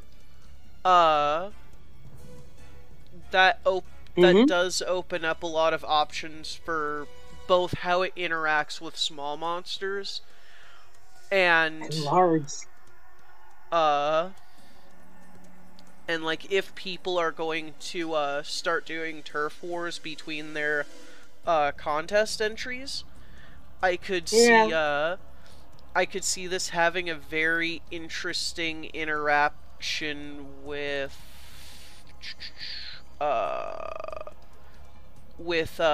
Jigga's Mindrew, where like it could, like the buck that it. Oh yeah, that could. Oh yeah, like, it like eats the like controlled Aptonoff just in the middle of the fight. Yeah. And that's something as well that I found worthy of noting, is that's like an Apex. Because he notes that it's like, I think early on actually, he notes that it's like a 5-star like difficulty. Yeah. Like a threat level is like 5 stars. Another monster with 5 stars is Gamoth, which is an Apex, which tells me that this thing is at the top of its food chain, which means that it would go even with Diablos. So, which is another digger. So I could imagine it like being that they get into a turf war, they both dig underground, and you have Diablos burst out of it with this boy on its head, shake it around only for it to shoot pressurized water at it to sort of like fling Diablos off of it. Maybe like there's quite a few things you could do with it. And the poor hunter who walks in on this just being like, you know what? I'll just go somewhere else for a bit. I don't want to get in the middle of this. I don't want to get involved with this. Like the Diablo, or you can also like, oh, imagine this thing like there's a lot of water weak monsters, like Balrog specifically. Like this thing could just clean off all the water on it, like after the turf war. Like he digs underground, pops up, like sort of constricts around Balrog, and then just shoots water at it, like the little things around his nose. They concentrate on Balrog and just wash all the mud off instantly. Not only, especially since like when it comes to turf war potential with this. The very last thing he notes with the ecology section is that this thing will effectively strip whatever environment it's in of like sort of like a Devil Gel mini, yeah. And then it just goes somewhere else. Which means this thing means you have the potential to look at this thing not only as just like this primarily underground monster with all of its different area variants, but also that due to its very nature, it is an invasive species to every biome it goes to. Yeah, so it would be like, so we make for an easy urgent quest. And like it can go to a lot of places, and you could like it doesn't even need subspecies for like the different effects, because it could be like what Bambro has, where it picks up different things with its horns when it's running through the area, like in the Hoarfrost Reach and the Ancient Forest. It picks up trees, and like in the Hoarfrost Reach, it also picks up like giant balls of ice. And then when it somehow goes to the volcanic area, it picks up volcanic rock. I still don't get how that fluffy ball, that big fluff ball of a brute wyvern goes to the volcanic area, but whatever. Monster Hunter makes sense until you start asking questions. It's fine. Yeah, and that's the funny thing. A lot of them do make sense, but I don't get how Bambaro is an invader. I don't get it at all. Not to mention one thing one thing I personally would do if I was designing this is intentionally lean in on the fact that it is an invasive species wherever it goes, to sort of create this question of, okay, but what was its original biome? Yeah, that's cool. Like, you could, maybe that could be like something that G-Rank expansion gives you, like that shows you the area. Or like, he mentions that this lives in the Guiding Lands, which is multiple different environments in one. Yeah. So this could be something that originally evolved there. I feel like that could work. Like this thing that has so many different things it can do, originally came from an area that's like a mixture of a lot of things. Yeah.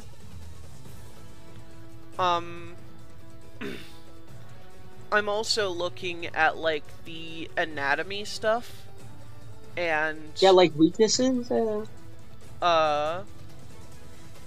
And one thing that jumped out at me is that despite this thing kind of looking like a mole armadillo mix, its armor is chitin. So it also has chitin, yeah. So it also has a little bit of insect features going on there, which it's just cool. Also, it has a lot of like, I also find it interesting how its water gun nose is also a sensory organ. Yeah, that's really cool. Which leads me to wonder if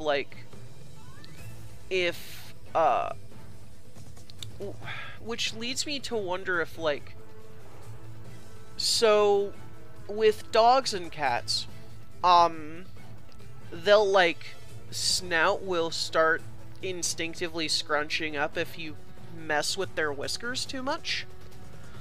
So I'm wondering if this thing could have a similar automatic behavior, where if something is messing with its nose, it'll just like fire... a dung bomb. Yeah, we'll just start firing a short burst of water at whatever is messing with it. So if you dung bomb this thing, that could act as a double-edged sword where, like, yeah, it's not going to be as aggressive for a bit, but that water is just firing everywhere. But it will first shoot all of the water at you. Or maybe it could even wash it off. Like, yeah, its own snout is used to clean itself. Yeah. Also, what I think it should do, if you're gonna, like, for attack specifically, is that I do think he needs to move them in one specific spot when attacking. For, like, a lot of attacks, because, like, if you're gonna have it sprout all different ways, it's gonna be really annoying to dodge. Well, I think the easiest way to go about that is to have the water slightly telegraphed, where, the spouts will, like, home in on something in kind of the same way that a chameleon's eyes will just lock. Oh yeah, that's something they could easily do, yeah. And it would also, and that would also make it, more interesting if you're walking in on it in a turf war, because, like, you could walk in on it struggling against something, and then you just see those, like, nose spout tendril things just all home in on one area, and now you just have, like, several water jets digging into some part of the other monster. And they're just like, oh, hey, that's a thing you can do. What? Stop that. Yeah, it's great. I like it a lot. And also, something I really really like about it is that it's you can really neuter it with like part breaks. Like the tail you can cut off really far to the base. You can break the nose and make it a lot less impressive. I love that. Like, it's really something you can take it down a notch. You can kick it down. You can wound it. And what I think would be cool if you could do is, like, if you break certain parts, some turf wars that it would normally be neutral in, it will lose. Like with Diablos, like it's a tie normally, but if you break the nose and the organs there, it straight up loses to Diablos and takes even more damage. Yeah. I think there's a lot he can do with this, and I like it a lot. And I hope... I'm kind of curious if he'll actually message us after he watches the video with the feedback in it.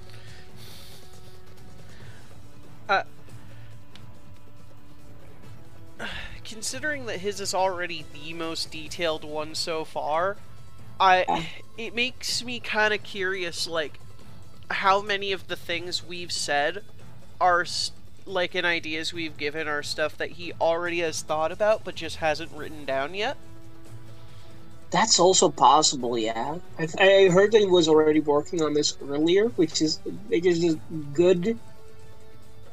Also, complete side note, but I love that he actually, like, gave it a Japanese name and an English name. Like, I don't know what that Japanese name says. For all I says, it could say shit fuck, but I don't know. I just like that extra bit of effort. Like, I don't expect that, and I'm not gonna reward it too much in, like, the judging, because, like, I don't expect people to give it, like, names in multiple languages. Yeah, it's... Even if it's gibberish, it's a nice touch. Yeah, it's a nice touch, and, like, we can't tell if it's anything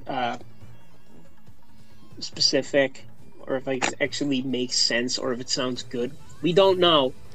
For us, it's like an automatic plus.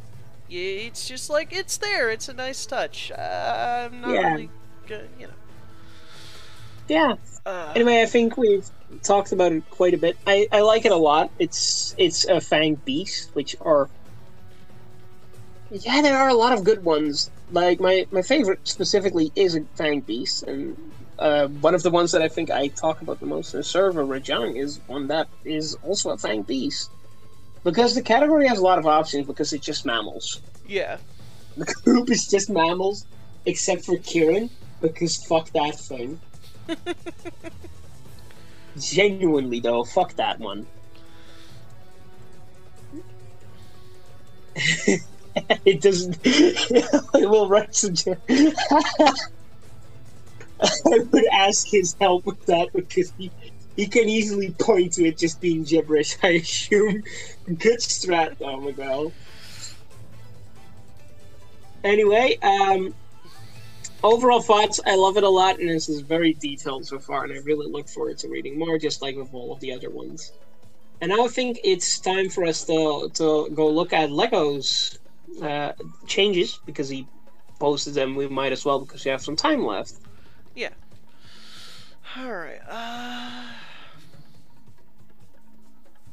He's here's something that I will say, because like he has an Elder Dragon. The thing with Elder Dragons is that I am a lot more critical of those than I normally am. I'm not going to be in this, but generally, most people love Elder Dragons. I am of the camp that most of them bore me. So if I'm impressed by this, Joe, you did an amazing job, and you can be really proud of it. And I probably will be, because I gotta say, almost everything is better than Kushala Daora, so you're already doing that. Fuck wind pressure, man. Anyway, yeah. Okay, I do like that, like, a Sneak Wyvern as a small monster is already something that I really like. You'll read through it, and I'll look for a little bit of a different theme. Should I just grab a theme from, like, from a random Elder Dragon? probably. Yeah, I'll need to think of what, though. Not gonna be Nergigante, though, because Nergigante's theme is just... Ew. Oh, Media Menagerie. This Tickman wasn't Smash. Why? Vitalis, no. Shrine Ruins, let me see. Oh, Dire Morales, yeah, that's one of the Black Dragons, and that one had a thing that went really hard in, but I don't think would fit this specifically. Oh, Matsu! Matsu's kind of peaceful, so it's like we can get like something that's like not super intense for this.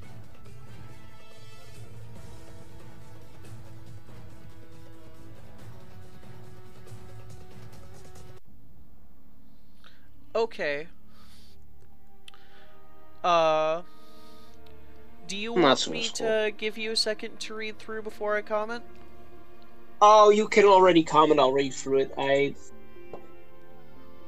I take it you're much better at multitasking than I am. Yeah. So,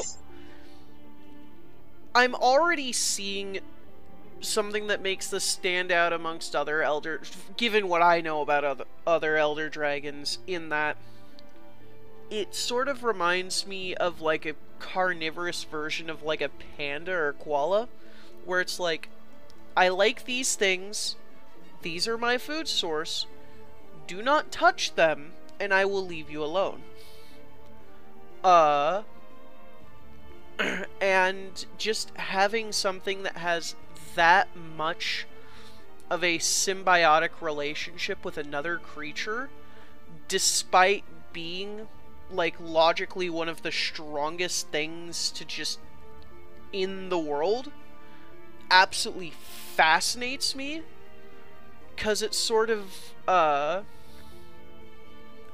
because, like, it gives me similar vibes to, what, Carni was mentioning with, the Devil Joe, where it's like this apex thing that just eats cactuses.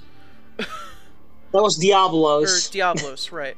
Not Devil Joe. Devil Joe eats every piece of meat. I will eventually know names. Eventually. When I decide to actually play through World and Generations Ultimate with people. Honestly, we could. Honestly, if you want, if you want like play Generations Ultimate together, we could do that. As a game I play quite frequently, actually. I have a buddy of mine who's been pestering me to play with him, so we'll see what happens. It's good. But for what was I saying? Oh yeah. The only thing, also having a little note at the end, talking about, like, how you would encounter these two separately from each other is a nice touch. The only thing I don't like about the Elder Dragon is that I don't have a very... Like, with the little last-second edit you made, Joe, it does give me a visual idea of what it is, but my only gripe is that most of the the vast majority of the information on it is its relationship with something else, which I understand it was made specifically for that relationship, so it's not a thing I'm going to, like, dock points over. But I would like to know just a little bit more of how the... Oh god, this is based on Welsh. I'm not going to pronounce this right. Bugradifal? I could try the Bugradfiel and the Sardefheid. The Sardefheid? You could join VC and pronounce them yourself, because I don't think either of us is doing it right. I did both good. Okay. I will say though, one thing that I instantly take a liking to the Bugradfiel is that it isn't the build. It isn't built like a typical Elder Dragon, because the biggest problem I have with them is that they're normally just... They move pretty much the same, except, wow, the effect is different. Wow, great, amazing. But this, already by having 4 legs, it makes me think that's going to fight more like a normal monster. Mm-hmm. Which I do like, because I have this weird thing where I don't like the typical elders. So you're making it stand out in that way already. And it's already like... I love the interaction it has. I love that you have like a mutualism as like the core concept here. I do think you need to make something that makes it like, how does it fight? Because that's something I can't really take away from this, which I do need to know. And I do like that what I see is that you make them separate and you counter them earlier on, and they do different things. I also think that, on a different note, I do think that, like, the snake wyvern, I think you should make it, like, herbivorous. Like, having it just live in areas early on in the game and just sit around eating, like, plants. Music that kind of died. I think I put it on loop, though, didn't I? Apparently not. It did. It did die. Okay, I'll grab a new theme then. I think you can give, like, your thoughts on what the fight could be.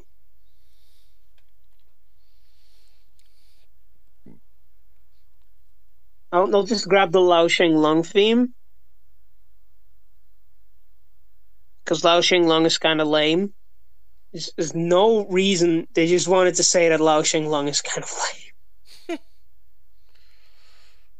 There's just no connection to this. I just want to say that Lao Sheng Lung is kind of lame. Still more interesting than Base Fatalis, though, but that's like saying that you're more interesting than being... more interesting than fucking math.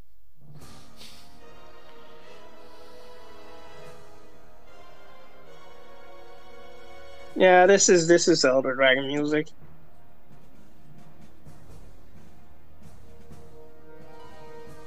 Right, Joe, if you want, you can also just use your mic, if that's possible. Gives you more of an easy, if you want to. Because you could just as well cut this from the... I think. We'll see what you have to say, but yeah. My reasoning for not doing much about the fight itself is I have a few minutes of experience with Blast in the World, and that's for my standards. I'm gonna need a lot more time to figure out the in-game mechanics. That's fine. That makes sense. I'm cool with that. I'm cool with that as well. And like, I think there's a lot of potential for it. And I do like what you have for it, like it being more of a wolf. But that makes me think that's like more of a fine wyvern. Though you could easily distinguish it by giving. Maybe you could have like, instead of having functional wings, it has wings that make it look like that are sort of like what Gormagala does, where they act like a cape, except that's all they do. So if you're gonna have wings, don't go the Dragonite route and make them really, really small, because that's kind of just you. Yeah, fun fact. People like it when body parts do things. Yeah, that as well. Something that I will say is that, like, I do like that you actually made, like, the serpent sheep and the scaled shepherd. Those work as titles as well for, like, the monsters, as their general, like, this is what you see, this is what they're called by the guild, this is their general sort of nickname. One thing I could see, since this thing will go out of its way, to protect its herd, one thing I'm wondering if you could do is designing its wings to act like shields, where, like, it can't really be used effectively to protect itself, but if you try and go after its food, it can just extend its wing out to one side, and you just clash against it. Oh, like it's just something that it can use like as like more of a shield than anything. That's cool. That would actually be cool. Then you still have that like dragony build. Maybe have it like the shape, the proportions a bit differently, so it's not like the typical Kushala skeleton. Maybe more like I probably expect it to be like one of like more like shaped than Nergigante in terms of how it's like more bulky and more. But I do like that like mutualism is at the front of this. So that's like that's clear biology at work here, which is something that Monster Hunter always does, is that biology is like a big focus of the designs. You definitely went with that, and I love it. You took the idea of mutualism and you ran with it. Now I need to see if like maybe the snakes sort of try to defend it as well. Like they will sort of hiss at you and sort of like shake. Maybe they will even some will even go up and try to attack you. That could be fun. You could definitely make an interesting relationship with them, where like just looking at how the Elder Dragon functions. Yeah, its exclusive food source is the snake, but it goes out of its way to like genuinely care for them. So it makes me wonder if, like, if you could, without being able to directly say as much, have it be so from the snake's point of view. You have this thing where they sort of treat the Elder Dragon like a god, where when it eats one of them, they just see it as a necessary sacrifice and will still go out of their way to care for this dragon. Maybe you could even have it be that, like, maybe he gets, like, if you take one of them down, he will get pissed. Actually, like, enter rage mode instantly. If you kill like two of them, he will get into rage mode instantly.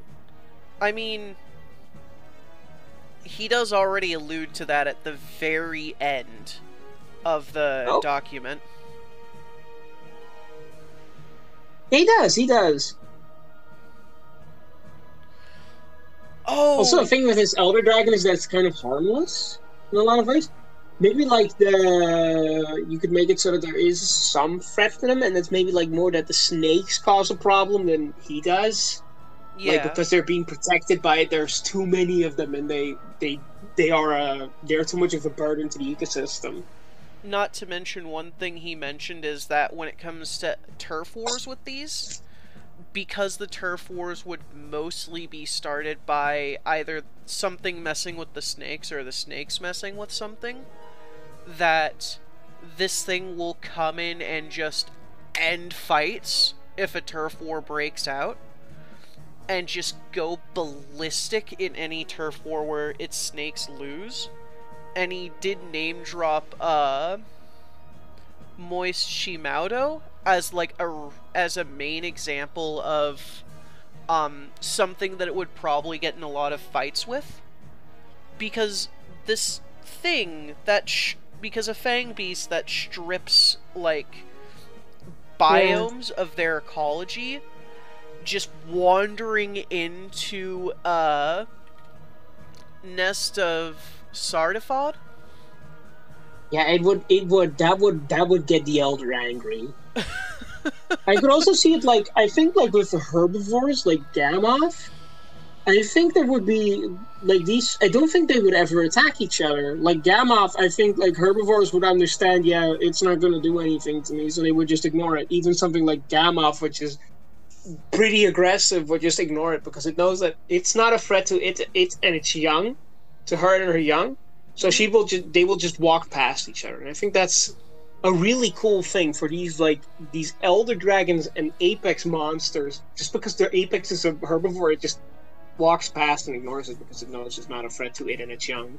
I can see a thing too where like if the snakes are known to cause trouble, like having a few turf wars that end neutral, because the snakes will go off to mess with something, they'll get batted away, the elder dragon will snarl, but nothing else really comes of it.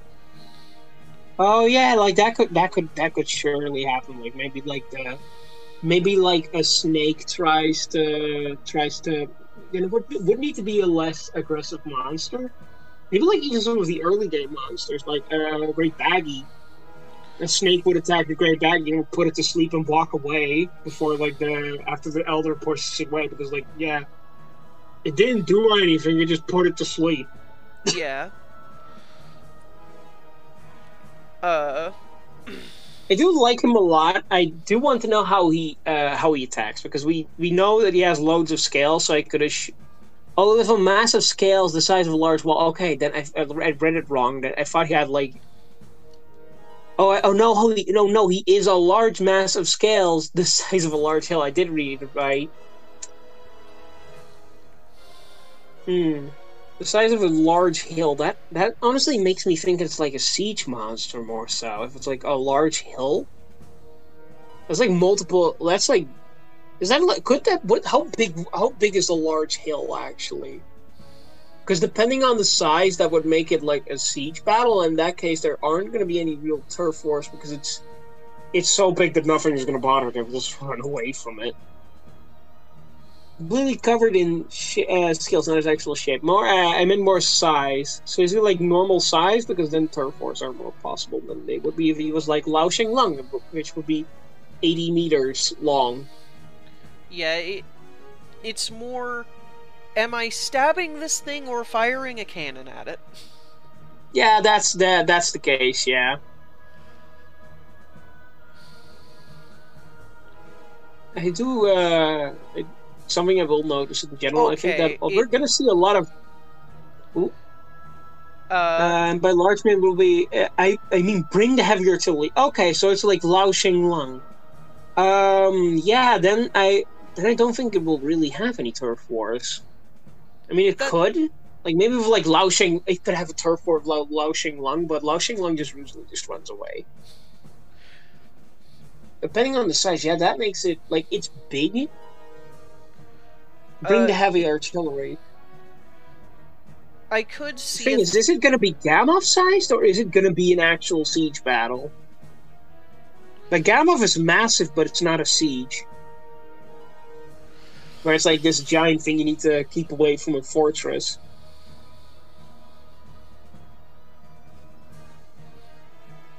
I honestly thought this was going to be like Kushala the Aura size. Like big, but not. Oh my god! I need cannons.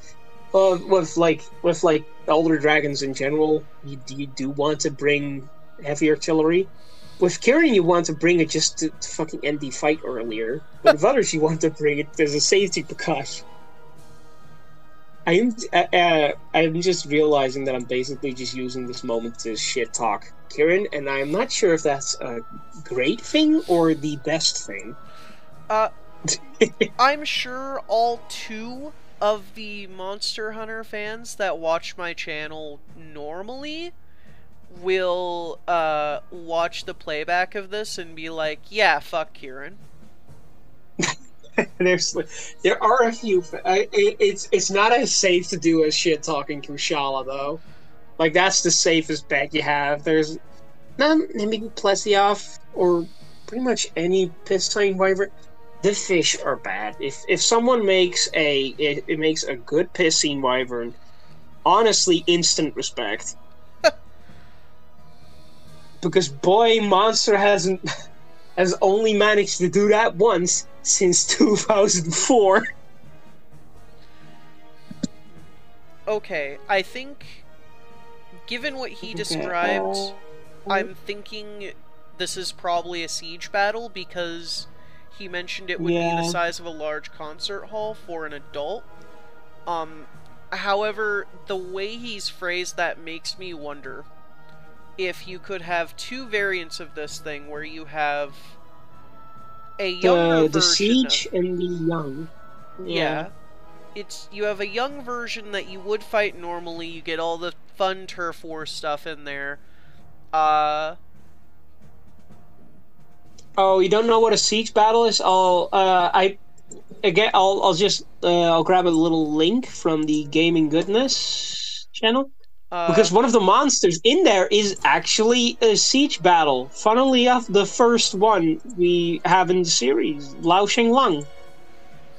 Siege battles are basically battles in which you, instead of using artillery, instead of using your own weapons because they're so small, you just hit it with cannons. And though they're generally a bit repetitive, like the first time around it's amazing, and then every time after it becomes less and less interesting. That's siege battles. Which is why I mentioned it might be good to just at some point make a little note saying, hey, here's the siege battle variant, here's like the one thing it does that might make siege battles interesting for 5 minutes. Yeah, if you could, there have been like decent siege battles. Like I remember particularly liking Daran Moran, just because it's like this giant boat battle and that's cool. It's not particularly great, and like if you make it so that it's still actively fighting the hunter, then that's fine. You can do a siege battle. Now, I wonder how you're gonna incorporate the whole shepherd thing as a siege. Oh, and Lao Sheng Lung is one of the smaller siege battles, let me tell you that much. You know, okay, so River based off this is definitely not this big. Maybe it's more like Yukanlos, actually, which is like, the moment you look at it, you're like, okay, that's an Elder Dragon. No, it's a flying wyvern, even though it has no fucking wings. Oh, okay. I'll grab something that I think might fit it a bit more, and that's Yukanlos. This. It's still massive, but it's a lot more of a normal fight. Yukanlos is cool. I like him a lot. That shit. I don't know why it's a flying wyvern, though. Like, it has no wings. Oh, okay, so you're thinking of, like, Yukanlos. Something Yukanlos size you can make a normal fight, but you could also make it a siege. I think it's just on that border of being big enough. How big is Yukanlos, actually? Let me look at that.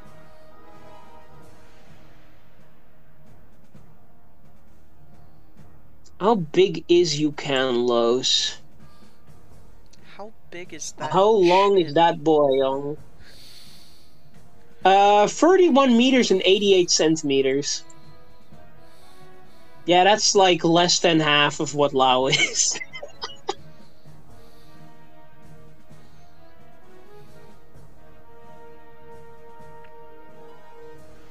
And Lao then doesn't even compare to like Zora Magdaros. I think everyone that's even seen World has seen it, and man, Zora Magdaros is the most boring motherfucker ever. Like, Jesus Christ. I mean, I like Shadow of the Colossus. Yeah, that's the thing. But I if wasn't you can expecting to play a siege Shadow battle of the is like a Colossus. risky play in this. That's what I'll say. Like, a siege battle is a risky play. You could make something incredible, or you could make something that you would like be aggravated to. Since I think it's like a good special, maybe like a variant or something, like maybe like a variant that's like really old and grown to be so massive that it is a siege battle. Like maybe making it like the size of Yukanlos, but more like that. So okay, yeah. In that case, I think what we have so far is definitely a good starting point. Yeah, that I'll say, definitely.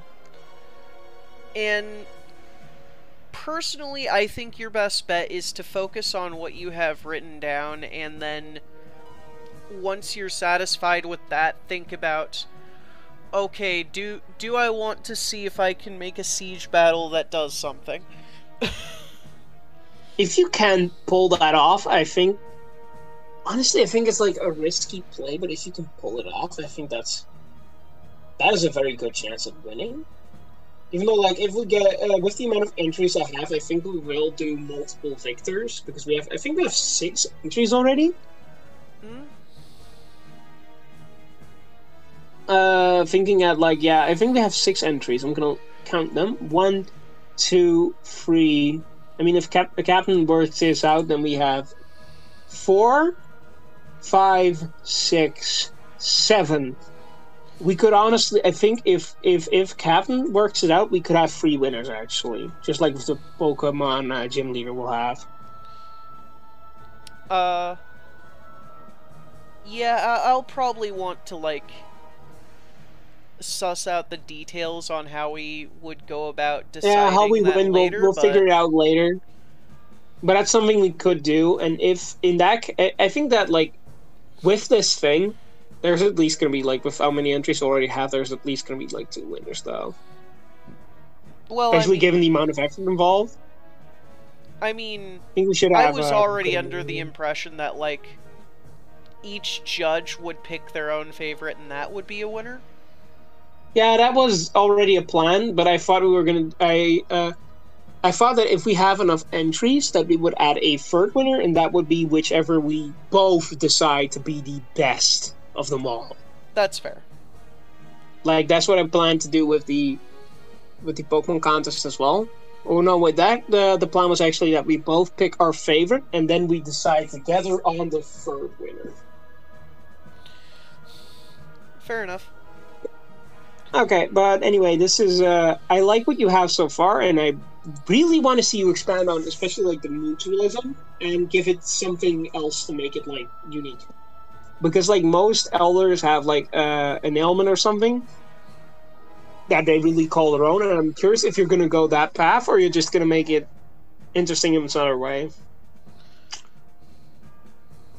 Because like honestly, I could if it helps, I could quickly give you 3 names of Elder Dragons that I think are good, like particularly my favorite 3, and you could look at those for some inspiration potentially.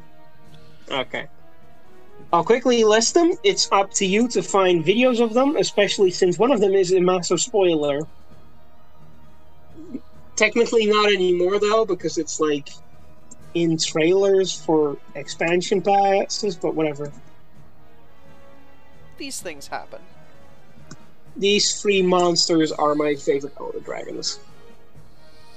Because they do one thing, and one thing particularly well, and that's that they shake up the formula. And Electron is literally just the avatar as a dragon.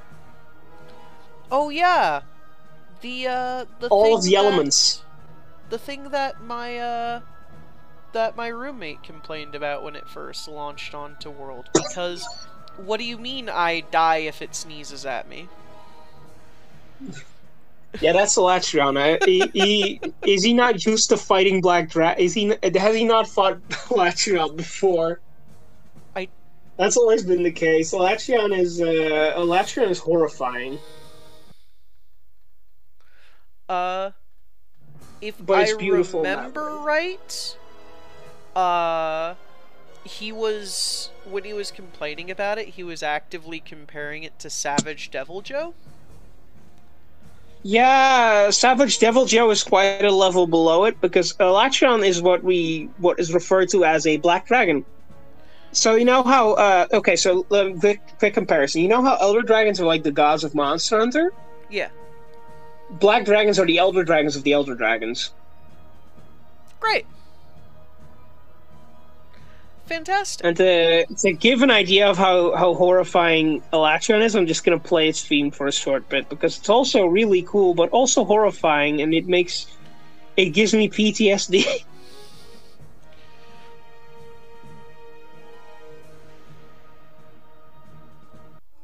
For a bit of a addendum to Electron, it's one of the few monsters that I am still incapable of easily soloing. It's the only one, actually. The only monster I still regularly struggle with. After playing this game since I was like fucking 12. Multiple phases actually. Snaky boys of the dragon interventing partway through to try and protect them. Phase 2, a really pissed off Elder Dragon calling in smaller reinforcements of snaky boys supplementary sex. That's cool. That's good. I like that. You can work off that, really. Also, hear this music. I love it. I love this track because it's fucking horrifying and makes me really stressed out. Like, just hear that. It's great. Anyway, so far, I will say I love all of these concepts, and I do want to see, as a general thing, I think that turf wars are a great friend in terms of giving you a great way to show off both your character and also showing off the character of the monster you're fighting, which is another strength. If you can make your turf war so that it's not just showing off the best elements of your monster, but also showing off the strongest part of the other that you're fighting, then you got an amazing turf war. Yeah. And I think that giving people here the chance to fight each other's monsters, I think that will open up a lot of creative avenues, and I'm really looking forward to seeing what you come up with.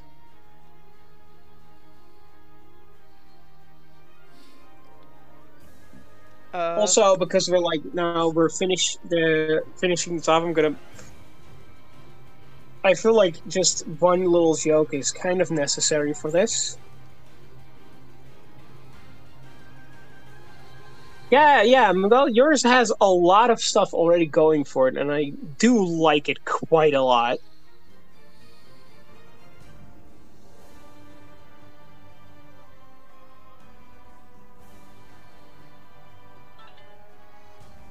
No problem, dudes. I'm happy to do this, actually. It's really fun to look through these and to give some feedback as well. Yeah. So, as a bit of a, way to end it. Victory from Try. Consider the job well done. You've all made some great monsters, and I love all of these so far. Like, I'm already struggling with picking one that I like the most,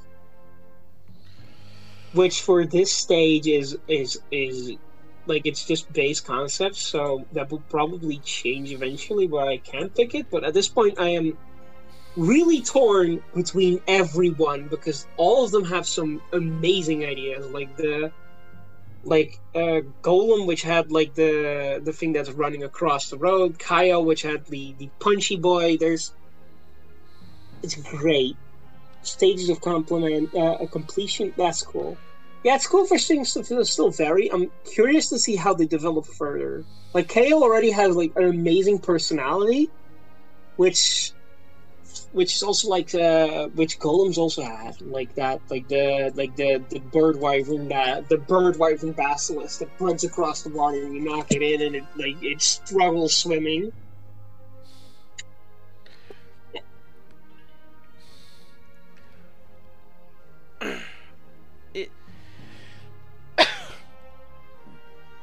Yeah, like, it is interesting to think that, like, we're sort of already in this phase where we have one group of people who don't have a lot of information on theirs, but have very powerful personalities with their monsters.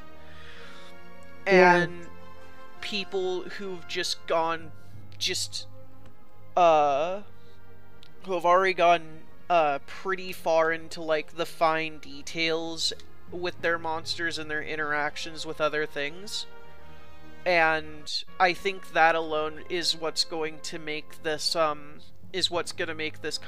this contest interesting to decide a winner for, because eventually it'll hit a point where I feel like it will hit a point by the time this is over that every entry will have both to some degree. Yeah, I think they will. I think they will take each other's strengths into them. And like, all of them already have a lot going for them. I think that this is like, especially for like the first feedback round, this is an amazing. Like, the ideas presented are so good. And like Kaio, I'm gonna name you as an example. It's a basic concept so far, but the concept itself is really strong. And it's such, like, there's already, like, a lot of character in it, which means that there's gonna be something really interesting in it. And I'm gonna look at the next trailers for, like, Rise, and when I see something that even closely reminds me of this, I'm gonna know that that's gonna be one of the highlights of that game. And, what I'm going to find interesting is that it's going to be interesting to see, like, since some are doing a top-down design and others are doing a bottom-up design, yeah, it'll be interesting to see how that permeates through the rest of the process and how strong both of those design methods are going to be. Yeah, we'll basically see how the designs vary across it. And I think all of them are gonna be great, and I think that to pick favorites, I think we both have to actually study them beforehand, like I did with the gym leaders.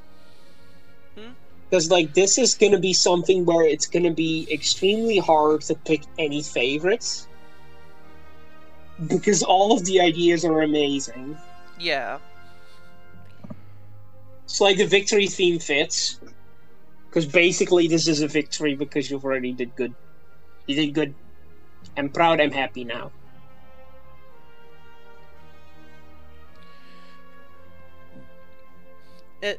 That's what's going to make how yours develop interesting, Joe. Not having experience with something means you have... Well, both Joe and Cow. Not having experience with something means you get the chance to have this weird left field idea that isn't tainted by expectations. So yeah, exactly, that as well. So like that's something that's gonna be across all of them, is that they're coming in with very little about it. And what I also kind of hope with this is that by seeing this and by seeing the monsters in it, you might get, that's something that's like maybe a bonus to this, is that you might get interested in playing the games themselves. Yeah. I just knew dragons fought with each other. Remember that. And you got something really good out of it. So hats off to you. All of you, actually. This is amazing. I love all of these. Anywho, I am going to head off. And as am I. I'll see you guys later. Yeah.